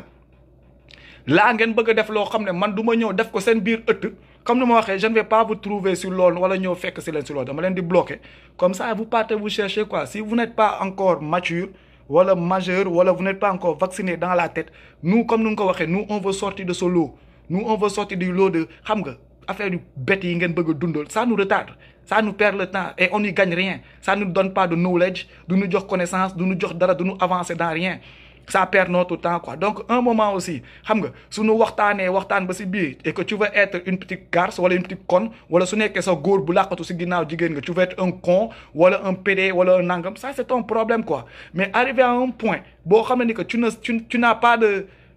rentabilité dans notre life, voilà, tu n'as pas de retour, même dans ta vie, on te bloque, tu nous perds le temps. Tu comprends? Parce que souvent, on parle en essayant aussi de pouvoir mettre quelque chose, voilà, d'avoir quelque chose en retour. Mais ce que je me rends compte, moi, c'est que tu n'es pas venu pour donner quelque chose sur la table, tu es venu pour ça, voilà, pour dougouser ay ruku, Dieu me dit ay affaire de qui nangam. On te bloque et tu marches quoi. Tu comprends? Aimablement et on continue. Fille, on n'a pas ce temps à tout cela. On continue sur un autre truc.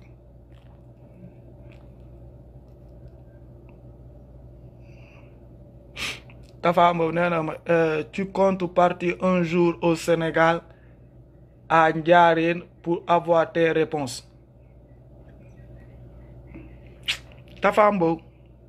souvent je veux dire que tu es intelligent, mais je me dirais que tu ne veux pas utiliser ton esprit en fait. Tu sais que tu peux faire mieux. Tu peux faire mieux si tu utilises ton esprit. Mais en fait, tu veux t'enfermer dans une bêtise ou dans une connerie pour créer un cercle vicieux de réponses bêtes ou de conneries quoi. Mais je sais que tu peux faire mieux parce que tu en es capable. Tu en es capable. Tu ne veux juste pas utiliser ton cerveau quoi. Parce que, comme je veux dire, une question et une réponse, voilà poser ça à quoi à faire. Ah, est-ce que tu vas venir un jour? Ou est-ce que tu viendras, tu partiras? Ça, ce que tu fais, ça ressemble plus à de l'enquête de proximité que de chercher, que quelqu'un qui cherche à comprendre quelque chose ou qui vient pour amener quelque chose. Ce que tu fais là. Ah, est-ce que tu iras une fois? Moi, maintenant, au Sénégal, qu'est-ce que j'en ai foutre à Ndiarène? Qu'est-ce que j'en ai à foutre à Ndiarène? Maintenant, au Sénégal, sax baña dem nu koy wati Dakar wala ki. Maintenant, au Sénégal tam ba delu baña dem benen fenen ak fenen dem doxi samay soxla quoi. Une question ne veut pas dire légui tonk tay. Quand tu te poses la théorie, des questions sur les théories de Thalès ou des questions sur de la grammaire ou de la géographie, donc il faut partir jusque dans ce pays pour avoir ta réponse. Je comprends pas quoi. Souvent, vous voulez être bête ou vous voulez être intelligent en formulant certaines choses. Quelqu'un qui pose une question, que tout le monde a entendu, une question qui a fait tout le tour du monde, et que tu lui dis pour pouvoir avoir tes réponses maintenant, est-ce qu'un jour, tu iras maintenant dans la... Non, c'est pour... Il faut dire wax qui clair. Est-ce que tu es prêt pour aller te battre ou bien pour aller amener la bagarre pour avoir des réponses, tout en sachant que tu n'auras pas tes réponses?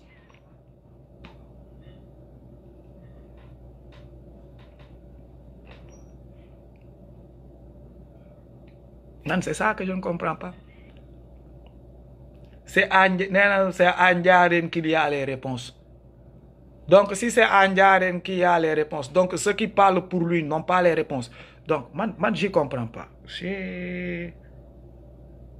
à Ndiarène qu'il y a les réponses. Donc, ceux qui parlent de lui, voilà ceux qui expliquent son histoire, donc ils connaissent quoi? Donc, ces réponses-là, non, man dal carrément baye wax gi sax. Parce que comme nous m'avons dit, si il fallait ils vont me ramener encore dans une bassesse ou une bêtise que moi-même je ne vais pas arriver à m'expliquer.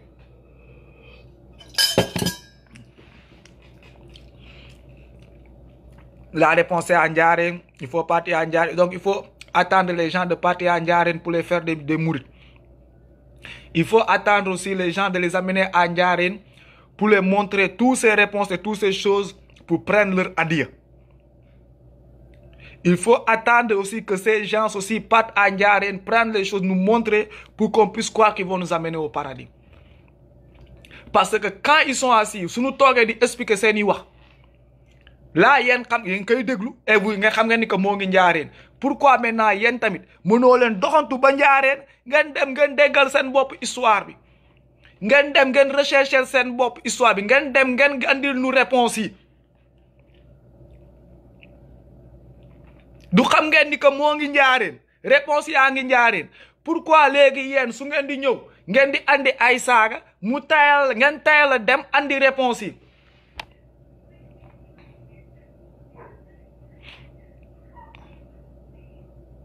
Je ne comprends pas les mourides. Vous arrivez à me perdre, ou à vous perdre, ou à perdre même tout le monde dans une bulle de conneries qu'on n'arrive même pas à comprendre. Nous, on s'en fout que ça soit à Ndiarène. Les réponses n'ont pas besoin d'être à Ndiarène. Les réponses doivent être sur la tête des gens et la bouche de ceux qui les racontent. À quoi ça sert des mensonges qu'on a enfermés dans une pièce ou des réponses qu'on a enfermées quelque part? Vous me parlez de quoi? Vous racontez quoi? Des réponses enfermées dans une cage, voilà des questions enfermées dans une cage, mais qui sont toujours comptées par des narrateurs et des conteurs qui sont en train de sillonner les 14 régions du pays et même la diaspora pour raconter cette connerie, voilà cette garcitude qui se trouve dans une chambre enfermée en Ndiarène. Ça va, gars. Bon, et là, vous attendez mon respect. Et que là, je parle un con me dit les réponses, va le chercher. Donc, vous le racontez pourquoi. Si les réponses sont là-bas, que pour l'avoir, il faut dire aux gens, va le chercher.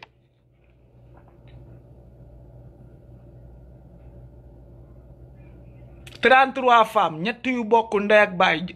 Jeyna benn laa lay jox 33 femmes ñett yu bokk ndey ak baay ak benn demi-sœur lan la ci islam wax ay réponse nga ne ma bañ laa ci bëgg benn boobu laa la joxagum. «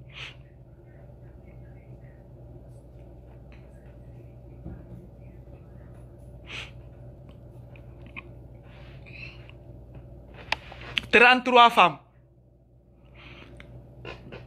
Nous bàyyi sax jabar yu bëri parce que suñu buur yi amoon na ay jabar yu bëri pour neexalal leen parce que am na ay gars yi doom ak xaram ñett yu bokk ndey ak baay ak benn demi-sœur inceste lan la ci islam wax.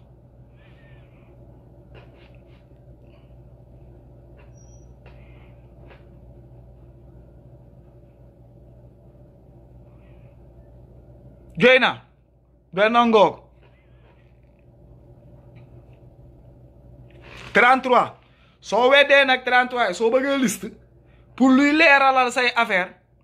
nga wàcc léegi ci panel bi gis nga page bu nga nekk fii nii di saag soo paree live nga wàcc liste baa ngi foofu nga récupérer liste bi mën nga koo imprimer mën nga koo screenshot mën nga koo yor léegi ab murit nga no am nga jëwrin xam nga seen kii soo demee nga commencé xool yaay ndax jur neen loolu wala nit ñi existé ne nga daal di dem def sa enquête de proximité dégg nga voilà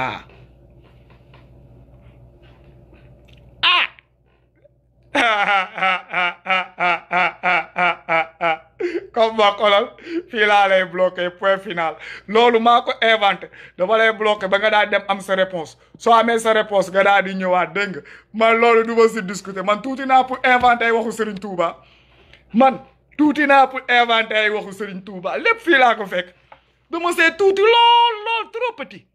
non trop petit man je suis hier là trop petit pour di ñëw di créer ay jigéen yu ma mag yu jur ba seen doom juddu ba dund ba dee sax ñoom man may soog a judd man ma ñëw ma créer leen mariage créer leen doom utal leen jëkkër créer leen histoire kamoon nag sama gars non mais ba ma dale mais loolu neex na de man daal dama leen laaj rek xam nga wax gi jarul muy metti ay jullit ngeen nee ngeen ni ko islam la yéene ko no islam man ma laaj leen rek encore lu ma la wax leer na de liste baa ngi foofu ku mu neexul mën ngaa jël liste bi screenshot nga def sa enquête de proximité moo gën nga dem xool doom yaa ngi noonu ku nekk doom yi xamee ngeen turi at yi ki noonu acca moo ngi noonu moo gën de jarul wax parce que man ba ma si dalee dama ko leerlu ba pare ñëw wax ngeen na may fenn léegi man nekkatuma fi di explique ku nekk mën ngaa jëlal sa bopp liste bi tur yaa ngi noonu ki sant data ki nangam kay xanaa kay ba commencé nga def sa recherche nga lijjanti ko c'est tout mais man Camara lijjanti lu ma sama ndey ay mariage fictif wala ay affaire maa ngi nii sama ndey de gars yi di ko lijjanti ñen ba léegi yéen a ngi noonu di ko lijjanti fictif da kii le di ko waxal lu ne man may jug fii bàyyi ko fii dem jëli ndeyu jàmbur créer leen 33 nag créer leen ñoom ñëpp utal leen jëkkër utal leen ay doom utal leen datu juddu utal leen datu dee juste pour rek pour emmerder quoi juste pour mais yéen loolu pour ban plaisir dun ma see fay lan laa si bokkoon si bu lan bu leen a ngi noot allez-y wax gi jomb na ba daal jour bu ngeen expliquer rek nu kat yi question boobu noonu kon ma ko waxee rek mooy loolu voilà nee na lan déglu leen nag wax naa leen ko ba sonde nee naa leen toujours lii moo nekkoon seen kii seen tontu gis nga nee na yonent bi amoon na 9 soxna déggal benn salop nee na yonent bi amoon na 9 soxna voilà nee nga yonent bi xam nga da ngaa ne yonent bi waa léegi Serigne Touba moom lan la man damay laajte rek de voilà noo dugg ba si biir di gën a sonn léegi Serigne Touba moom yonent la Serigne Touba yonent la damay laajte rek de su nekkee yonent tamit damaa bëgg xam kan moo ko yónni c'est tout maanaam ni ko si yonent bi ngeen di roy du nee nga si yonent bi ngeen di roy parce que yonent gi amoon na nu nga koy waati 9 jabar si moom ngeen di roy moo tax kii gi nangam bon léegi ndax Serigne Touba yonent ga léegi roy ngeen si 9 jabar yi ndax léegi moom Serigne Touba xare na pourquoi ba xare bi yegsee 14 18 mu joxe 500 000 ba pare joxe ay da ba pare moom demul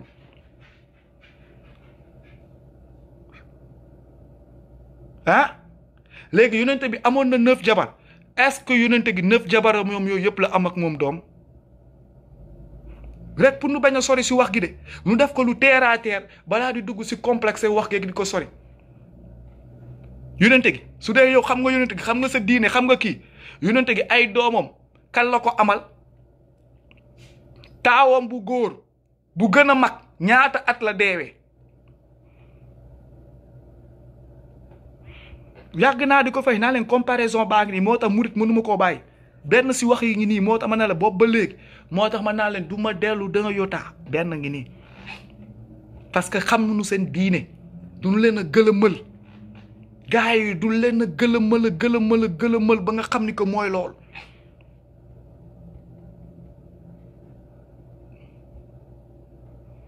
ñun du ñuy laajte rek de ku mu neex nga daal di ko jël naan leen ay affaire ki ni nangam tourné ko mais on pose juste des questions soo ko tontu sa bopp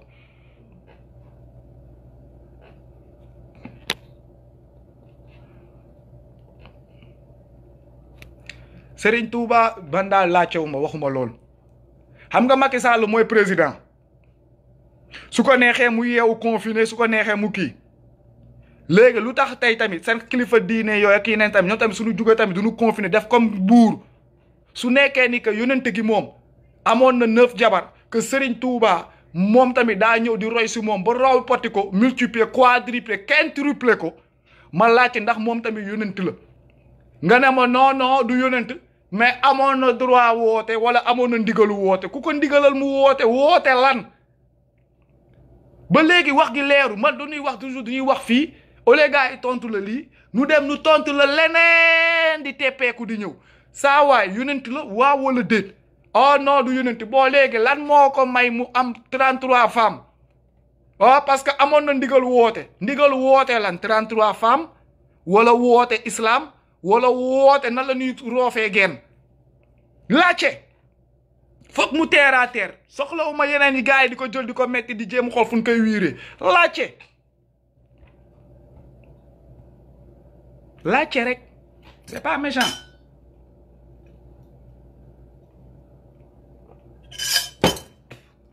laajte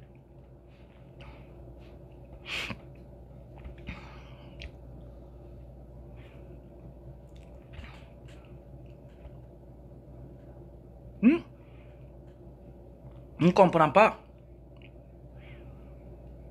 amoon na ndigalu woote kan moo ko digalal ndigalu woote ku ko jox ndigal man tamit noonu laa amee ndigalu wax nu mu amee ndigalu taxaw woote kenn xamul kan moo ko jox ndigal mu toog man noonu laa toogee tamit gént ni que damaa am ndigalu wax damaa wala wax parce que yàlla dafa xar sama gémmiñ def ko may wax te muumawuma mu ne ma waxal may wax mu tuddee ma kalimu la may wax Moussa Kalim damay wax léegi bon pourquoi on pose des questions seulement ku mu metti ku mu naqari mooy loolu nu wax dafa clair de nu wax dafa clair et net yéen a fa nekk di tourner di kii murit jullit la Serigne Touba ab jullit la yéeféer la chrétien la wala juif la yéen a ñu expliquer oh non jullit la wala ki nangam léegi jullit bu muy topp jullitu boppam la wala jullit bu ñu ñëpp nuy julli la wax gi rek alquran lay topp wala ki nangam léegi islam alquran lay topp bokk nañ wax su alquran yi alquran lii la léegi leneen lu mu créé nag moom la so nun leen wax dafa clair de lii ngeen nekk fi di tourner di ñëw nu na leen 33 femmes ñett yu bokk ndey ak baay lan la si islam wax maanaam ni que nee nga ni que jullit ngeen yéena yeesal yoonu islam yéena ki nang te ñun ñëpp en tant que musulman suñu guide mooy alquran kaa leen waxtaan si lan la si islam wax lu tax mu metti leen ñett jabar yu bokk ndey ak baay ak benn demi-sœur muy ñeent deret ñeent lan la si islam wax ma nelaat leen encore tabax juma jël jàkk teg ko si biir juma bi dégg ma naa sa jël jàkk teg ko si biir jël cimetière teg ko si biir juma bi ba pare jël xaalis di ko sànni si biir cimetière bi loolu lan la si islam wax cimetière si biir néegu yàlla bu ñuy sànni xaalis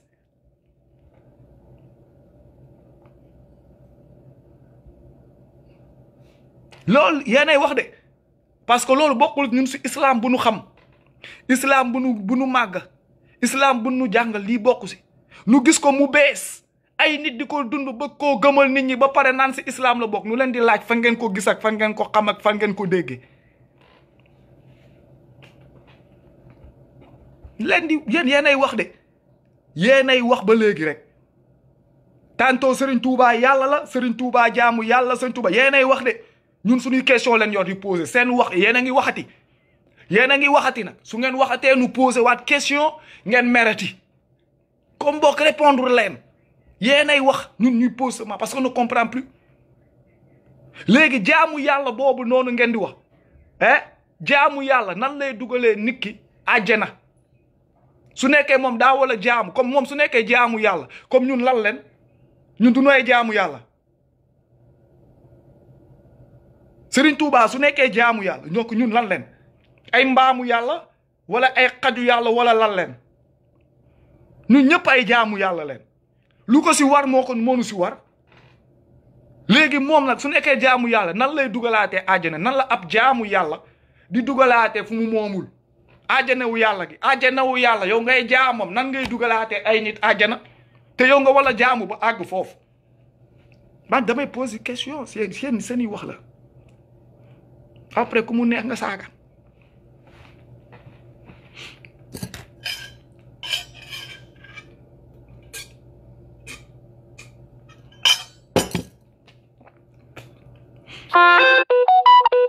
pourquoi réponse metti ak murit murit c'est toujours question sur question wiiri sur wiiri daw sur daw il a toujours une explication murit a toujours l'explication pour fuir l'affaire waa mais en tout cas mais pourtant waa mais kii pourquoi toujours mënoo ne 1 plus 1 rek murit ne la 2 non fa la ñuy nekk di wërbati di wëndeeloo di tourner pourquoi pare lu simple mënoo leen ko lu simple murit mënul lu simple clarté parce que lu simple day clair néew bu simple dafay set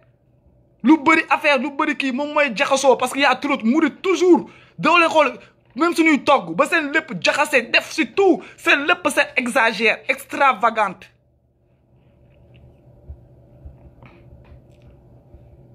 hein simple sama gaay yéen daal du leen di laaj rek àjjana su ngeen di wax kooku nangam Serigne Touba bu ngeen jël yëpp teg yéen a ko wax yéen a ko fa yëkkati yéen a ko def man j'essaie de me retrouver si islam bu ngeen di wax pour comprendre ndax daa am ñaari islam wala benn islam la su nekkee benn islam ma xam ni que maa ngi si sama alquranu karim ba su nekkee nag daa am ñaari islam pour que on comprenne léegi ndax yéen da ngeen noo bëgg a andi l'ancien testament et le nouveau testament parce que je ne comprends plus loolu leen laaj ndax da ngeen noo bëgg a andi léegi l'ancien Coran et le nouveau Coran wala ki nangam le recycling wala ki on connaît pas on vous pose des questions parce que seen doxali nag seen jëmukaay fa ngeen jëm tontu leen nit ñi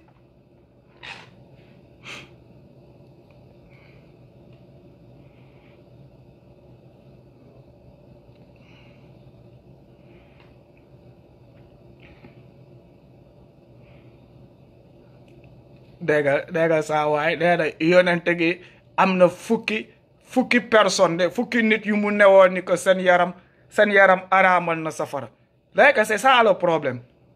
yonente gi nee na am na fukki personne yow léegi fukki personne yooyu noonu nga ne seen yaram araamal na safara wala ki nangam amaana ni que ñoom dem bopp dinañ ko génnee wala ki nangam wa ilaa tamit di ngeen dem ba fexe dugal fa si fukki personne yooyu noonu dugal fa nu ma koy waxee ay turu Serigne Touba mais man lan laa lay wax moom mooy dama naa la astafirullah point loolu laa lay wax yem ak yow foofu du ma la topp sa connerie du ma la topp sa yëfu dof du ma la topp sa mer yaa ngi comprendre yonente bi nee na la am na fukki personnes yu yoom yaa ko fekkee yow yaa ko fekkee wala ku la ko nettali kooku moo ko fekkee man de fekkeewu ma ko te gisuma ku ko fekkee léegi nag moom ça c'est votre problème ngeen gérer ko foofu quoi gérer ça là-bas voilà maanaam ni ko yonente bi moo taxaw ki yonente gi taxaw moom jamonoom saxaaba yeeg baaxaaba yu ànd ak moom tuub dem xeexi ji ñëw yàlla taxaw ñaan ko pour sax seeni waajur mu mën koo ñaanaleen njëkk si kanamu yàlla pour nu baal leen nu mën leen dugal àjjana yàlla wax lu leer si bopp bi ku tuubul ku jaamuwul àjjanaam soosu mooy këram boobu noonu saa waay waxal leneen waxam dafa clair de yéen nag yéen am seen i apostrophe foofu ak seen i dégg-dégg ak seen i bagage yu ngeen bëgg a créer pour créer lu ngeen di dugal kii créer loolu c'est votre problème mooy si question yi ba léegi rek vous allez nous créer encore leneen boo xam ne on va vous poser une question et vous aurez encore des problèmes à le répondre et vous allez insulter les gens nu woo leen si kaay leen toj national bi ngeen nekk fi naan mais pourtant nekk c'est que sax c'est que kii nangam dee leen wax lu ngeen attan di wax lu du xaj seen bopp yi yéen a ngi bëgg a dugg si foo xam ne xajoo leen fa xamoo leen fa tous nu poser leen ay questions yu simple mënoo leen koo tontu ngeen bëgg fay fële leneen sama gaay xam ngeen ni ko waxu dof ngeen may wax respectons-nous baax na nag baax na toog leen foofu noonu ñeme yàlla nee na ko ak a ñeme yàlla kay weesuwul nit ku toog daa nekk yonent gi waxal yonent te yonent gi waxul yonent gi kay soo waxee yàlla mooy wax yónnent ku nu yónnent donc yow neel yàlla nee naa gën a garaaw yow da nga naan neel yàlla nee na moo gën a gaaw soo nee yonent gi nee na c'est égal à ne yàlla nee na parce que yonent gi ba mu wàccee di waxal islam waxalul boppam islam la doon wax te islam bu mu doon wax yàllaa ko doon yónni muy wax lu mu doon waxal si waxu yàlla la doon wax point donc kay yow kay taxawal neel yàlla nee na am na fukki personnes yoo xam na ni que araamal nen safara parce que yonent gi moom si boppam moomul àjjana moomul safara yaa ngi dégg moom amul ku muy araamal amul ku muy yóbbu ko fu mu dul yóbbu moom lu la amoon mooy lan nu yónnandi ko jaarale mu jottali won ñun nan la ñuy def ñun ba mën a am kiraama àgg fa yàlla mën a defaru mën a waajal suñu bopp léegi nag su nekkee nag ay affaire yu nga dem jël di magie di luxu sa ki nangam di créer ki nangam loolu yéen la c'est votre problème nga loolu c'est votre problème ça va encore en arriver que on vous pose une question comme du ngeen ko ñëw nu na leen kaa leen toj du ngeen toj ngeen nekk fële ne toog di expliquer en attendant ngeen koy yóbbu fu sori foofu noonu di jéem a son réponse yi wax leen bu terre à terre bi mënoo leen koo tontu ngeen bëgg dem fu sori répondre leen nu nii 33 femmes ñett yu bokk ndey ak baay ak benn demi-sœur lu si islam wax ça vous donne des mots de tête andi la ne sax ngeen bëgg a dugg ba si fukki personnes yu ngeen soi-disant créé ne yàlla nee na duñu dugg safar yéen what the fuck qu'est-ce qui ne va pas avec vous lijjanti leen lii ngeen dem si lijjanti ji leneen loo xam ne ni que kenn comprendre lal fii laa koy yemale parce que lii moom mu nañ koy wàcce fii la bët yem fii laa yemale live bi fii lii la bët yem fii la bët yem fii la nopp yem comme nu ma koy waxee chaque jour les mourides vous êtes magnifiques avec vous il y a toute la possibilité vous me faites plaisir vous êtes la gangrène de notre pays vous êtes carrément nous naan la plaie sama gars yi man daal je ne sais plus comment faire cette connerie est devenue extrême à une bêtise comme si c'est du défanté alors que c'est pas du défanté c'est de l'éclaircissement vous voulez le prendre comme du défanté faites votre défanté nous en avons assez fait du défanté nous faisons du défanté chaque jour avec notre life du noo défanté ba daw dëkk bi génn ko ñëw nekk si yeneen dëkk di ko donc ça nous dit plus que donc nag en attendant que vous trouvez des réponses wala une âme consciente wala une tête bien posée ma bàyyi leen sur ce dem doxantu ji ba si beneen yoon naa leen daal gars yi ak tuuti ñam waay da leen góorgóorlu soyez un peu cohérent parce que ça devient moo koy waxee bête et basique à la fin et ridicule quoi ça devient vraiment ridicule voilà yéen on vous pose des questions si simples que ça 33 femmes keeki nangam juma bu nuy tabax ba pare def say cimetière si bi di fa sànni xaar sëñ bi fa la jullee si géej bi voilà yéen seen wax yéen takkusaan tisbaar wala kii ba muy wàcc dafa tëb plongeon wala kenn xamul on a posé des questions si simples oui 1927 c'est pas loin 1927 répondez-nous ngeen bëgg fee bàyyi 1927 dem sop yóbbu nu ba l'an 600 dem lijjanti loo xam ne ni que yéen fekkee woo kenn mais man dëgëroo leen fi lijjanti leen nu 1927 bii nii nga xam ni que am nañ ay maam yuy dund yu ko fekkee ngeen bëgg koo réeral archives yi mu nekk lu extraordinaire gars yi di concombre et là vous êtes si intelligent wala si kii bëgg génn dem débat kaay leen ngeen débattre le toj national ñëw leen sur le toj national ñemee leen ko tontu leen ngeen ñëw nu ko ubbi alxuraan ubbi kaamin su boobaa ngeen di téye seen gémmiñ ñi daw xam ni que bon yéen a neex waaye vive les mourides en attendant nag envoyez-nous Kara nee leen Kara il n'a qu'à venir répondre ses actes on lâche rien nag nous sommes toujours dans ça chaque jour je serai là pour lui voilà donc il m'avait promis le paradis avant qu'on parte au paradis il est en train de créer l'enfer sur terre. Il doit nous répondre comment ça se passe quoi voilà Kara le rat il sort léegi nag Bass Abdou Khadre bonne continuation yaa ngi si xale yi dégg naa temps yi amaana léegi nga ngënte waat toppal xale yi di dóor rek dégg nga yaa ngi si xale yi Abdou Karim wàññil dóor bi wàññil naan bi nag Abdou Karim ak xeesal bi wàññil xeesal bi dégg naa Abdou Karim marché Guédiawaye bi yëpp type bi fa nekk yëpp moo ko jënd xeesaloo ko na wàññi xeesal bi voilà sur ce nag je vous laisse encore di lay ñaanal yéen ñëpp naa leen yal na leen yàlla sàmm yal na leen yàlla defal lu gën yal na leen yàlla musal si seytaane yal na leen yàlla boole nu ñëpp yal na yàlla yee suñu Sénégal waaye yal na nu yàlla def ay mag yu am ñam naan encore xolal ennemi yeeg ñuuxit yeeg dooma raami dëkk bi yëpp dundu leen su ngeen dundulee ñeneen ñi duñu yeewu duñu gis erreur yi yeneen yu yee comme boog yal na leen fi yàlla bàyyeeg jàmm ak salaam yal na leen yàlla yee xam nga yal na leen yàlla waaw def ay nit yu yeew waaw ay nit yu rëcc si musiba bii ngeen nekk xam nga yal nañu yàlla def benn Sénégal nu def noonu ba si beneen waxtaan beneen affaire beneen kii ñëwaat toujours continuer di ko wax man moom kon moo koy waxee je suis dans mon thème lii mooy sama thème je n'y sors pas je vous l'avais dit dès le day 1 na nit ñi ne dafa soof amul thème amul lu muy kii mais man comme ma waxee je fais mes choses étape par étape je ne suis pas là pour di cuq di daw bii day mat may soog a lijjanti leneen voilà on attrape un truc on le travaille on le finit mu mat on passe à une autre étape mais cuq fii cuq fële cuq fee lu nit ñi wax nga bëgg see dugg cuq un moment tu te retrouves avec beaucoup de projets infinis yoo xam ne bu si nekk départ mais dara du mat man fii laa ko jàpp noo kilifa diine nu gangrène les ñuuxit nu gangrène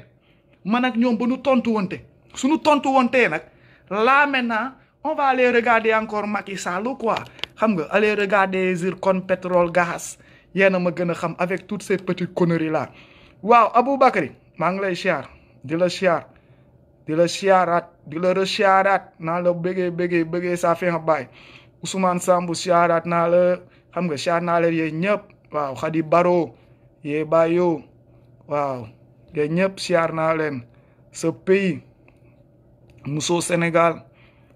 xam nga grand Amadou Ba depuis le Gabon siyaar naa leen yéen ñëpp siyaar naa leen xam nga sama gars yi tout le monde ñu ma lim ak ñu ma limul je commence à avoir trop de famille même je commence même à me perdre léegi sax gars yi du may woo ma nekk fa naa leen waaw kii et je cherche les noms xam nga nit su la bëggee da nga koy bëgg nit su la jàppee tamit da nga koy jàpp voilà comme nu ma ko waxee je me suis retrouvé maintenant avec une grande famille comme je peux dire une grande famille musulmane une famille de personnes yoo xam ne ni que dinañ la yéene jàmm dinañ la woo xool ndax yaa ngi si jàmm moo tax souvent du ma sax mën a réer si page bi foog ma génn ñëw live yoo gaaw yoo xam ni que mooy loolu su ma toogee 2-3 jours sax sama téléphone day commencé baa yaa ngi si jàmm baa yaa ngi kii baa yaa ngi ne donc toujours foog may génn sax pour dalal xelu nit ñi pour que nit ñi sax gisuma seen xel dal quoi nu xam ni que jàmm ak salaam moo fi am jàmm ak salaam rek moo fi musa am te jàmm ak salaam a fi am parce que lu tax yàlla suñu borom kenn du ko jiital ba pare xam nga di ko faqasa wala mu lay faqa non ku nu àndal champion la sallallahu alayhi wa sallam bàyyi daf ko prouver démb yaa ngi comprendre donc tey du ñu ñëw ba fii du am lu ñuy ragal donc du ñu nekk si lu combat bu mel nii wala combat te jàmm du si am ba pare ñuy ragal mënul ne seulement ni que souvent dañuy nekk si ay affaires yu ndaw xam nga nekkaat si yeneen yi te xaw a nekkaat si suñu bopp xalaataat nekk si yeneen yi te ñëwaat mais toujours comme ni ma ko waxee rek lenn moo nu fi boole tey jii nii fii ba tax ñuy mën a yàq ay aor di mën a toog fii nii di waxtaan mooy le vert le jaune et le rouge drapeau bi Sénégal bii nu bokk moo nu fi teg parce que tamit damay wax si biir y a des chrétiens am naa ay internautes chrétiens yu bëri ñoo xam ne ñoo ngi fi donc c'est pas une histoire de musulmans et de mourides et de xam nga c'est une histoire d'un peuple mooy le peuple qui en a marre et qui se retrouve kidnappé par une majorité qui croit que la minorité dort. Alors que non, nous faisons tous partie de ce même peuple. Nous avons tous des droits. Bah, nous saltige yek, tcheddo yek, chrétien yek, ndiago, nous tous quoi. Nous sommes des Sénégalais. Et on a besoin d'un respect. Et on a le devoir aussi de servir notre pays et de faire le meilleur pour notre pays. Donc ça, on doit toujours le crier fort. Quand il y a maintenant une communauté qui se croit plus puissante que les autres et qui essaie de créer certaines conneries, on doit toujours remettre les points sur les i, dire qu'il n'y a pas ça. C'est révolu cela. Cette ère-là est révolue. Maintenant, c'est l'unité. Maintenant, c'est tous ensemble. On bâtit un meilleur pays, un meilleur Sénégal. Nous, c'est cela qu'on appelle. On n'a pas besoin de toutes ces conneries. Chacun est libre et chacun porte sa croix. Fi kulo fi jamul doko ami di fele. Mais on n'a qu'à commencer à se respecter. On n'a qu'à commencer à se respecter. Moi, encore un grand salut à la communauté chrétienne. Un grand salut. Une communauté vraiment, comme nous m'avons dit, qui ne parle pas beaucoup. Vraiment, on doit le dire, amuñu ben problème. kenn déggu leen si dara au contraire ils font toujours des belles œuvres ils sont des personnes bien polies et bien posées problème bi kay si ñun la faut qu'on l'accepte problème bi la si ñun la ba dëkk bi bu ñu koy wax boobu ba léegi problème bu am si diggante Tijaan ak Ñaseen yi wala Tijaan ak Murit yi wala Tijaan ak yeneen kii amul entre ñun ak chrétien on est en symbiose coow li day rëy ba rëy sa gars yi du ñu koy arrange y a pas de problème ñeneen ak ñeneen donc on doit commencer maintenant à pouvoir avoir une mentalité de choc si on veut sortir de ce qu'on appelle cet endoctrinement-là. Donc, sama gars, je vais encore pour tout ce temps que je vous perds à chaque fois que je rentre dans ces lives. Tout cela encore, je ne peux que m'excuser et encore vous remercier encore pour ce partage, ce soutien, ce talk, motivation yi xam nga ñu give up pour ñuy toog xam souvent day am ñoom du give up mais comme nous fi yàgg nekk boobu ba léegi on d'encavre parce que souvent je pète des plombs rek souvent parce que day metti souvent da ngay wax ba sa xol tooy souvent nga wax ba doo bàyyi da ngay ko non mais vous êtes toujours là quoi comme ma ko waxee donc souvent il est bon toogaat encore toujours rek vous remercier xam nga delloowaat leen encore seen njukkal parce que vous faites partie du combat. Vous êtes une grande branche du combat, qu'on le veuille ou pas, parce que s'il n'y avait pas des gens qui suivent et qui partagent, il n'y aura pas des gens qui parlent. Donc, il faut toujours aussi vous remercier et faire des prières pour vous. Parce que nous de nos exposés, mais moi, j'en connais beaucoup d'internautes, ils ont fait que le malheur de partager, ou de commenter, ils en ont reçu de ces injures, de ces menaces, de cette connerie, que c'est seulement leur erreur était d'aimer la personne qui parle, ou de soutenir son combat. Donc souvent man je pense à ces personnes j'ai toujours une petite pensée à tout le monde nan leen yaa na leen yàlla may xolu muñ dëgëral leen bàyyi leen fii tamit ba combat bii ni nu mën a fekkee muccantal bi fekkee xam nga changement wu dëkk bi sax mën a ànd ak suñuy doom ak suñuy raq tette leen pousse leen pour le départ de ce changement que nous appelons pour notre continent africain. Encore une fois, merci à vous tous. Bonne journée, bonne continuation, bonne soirée pour les autres. Nous devons nous bosser benen waxtaan. Peace, love and harmony. Ciao.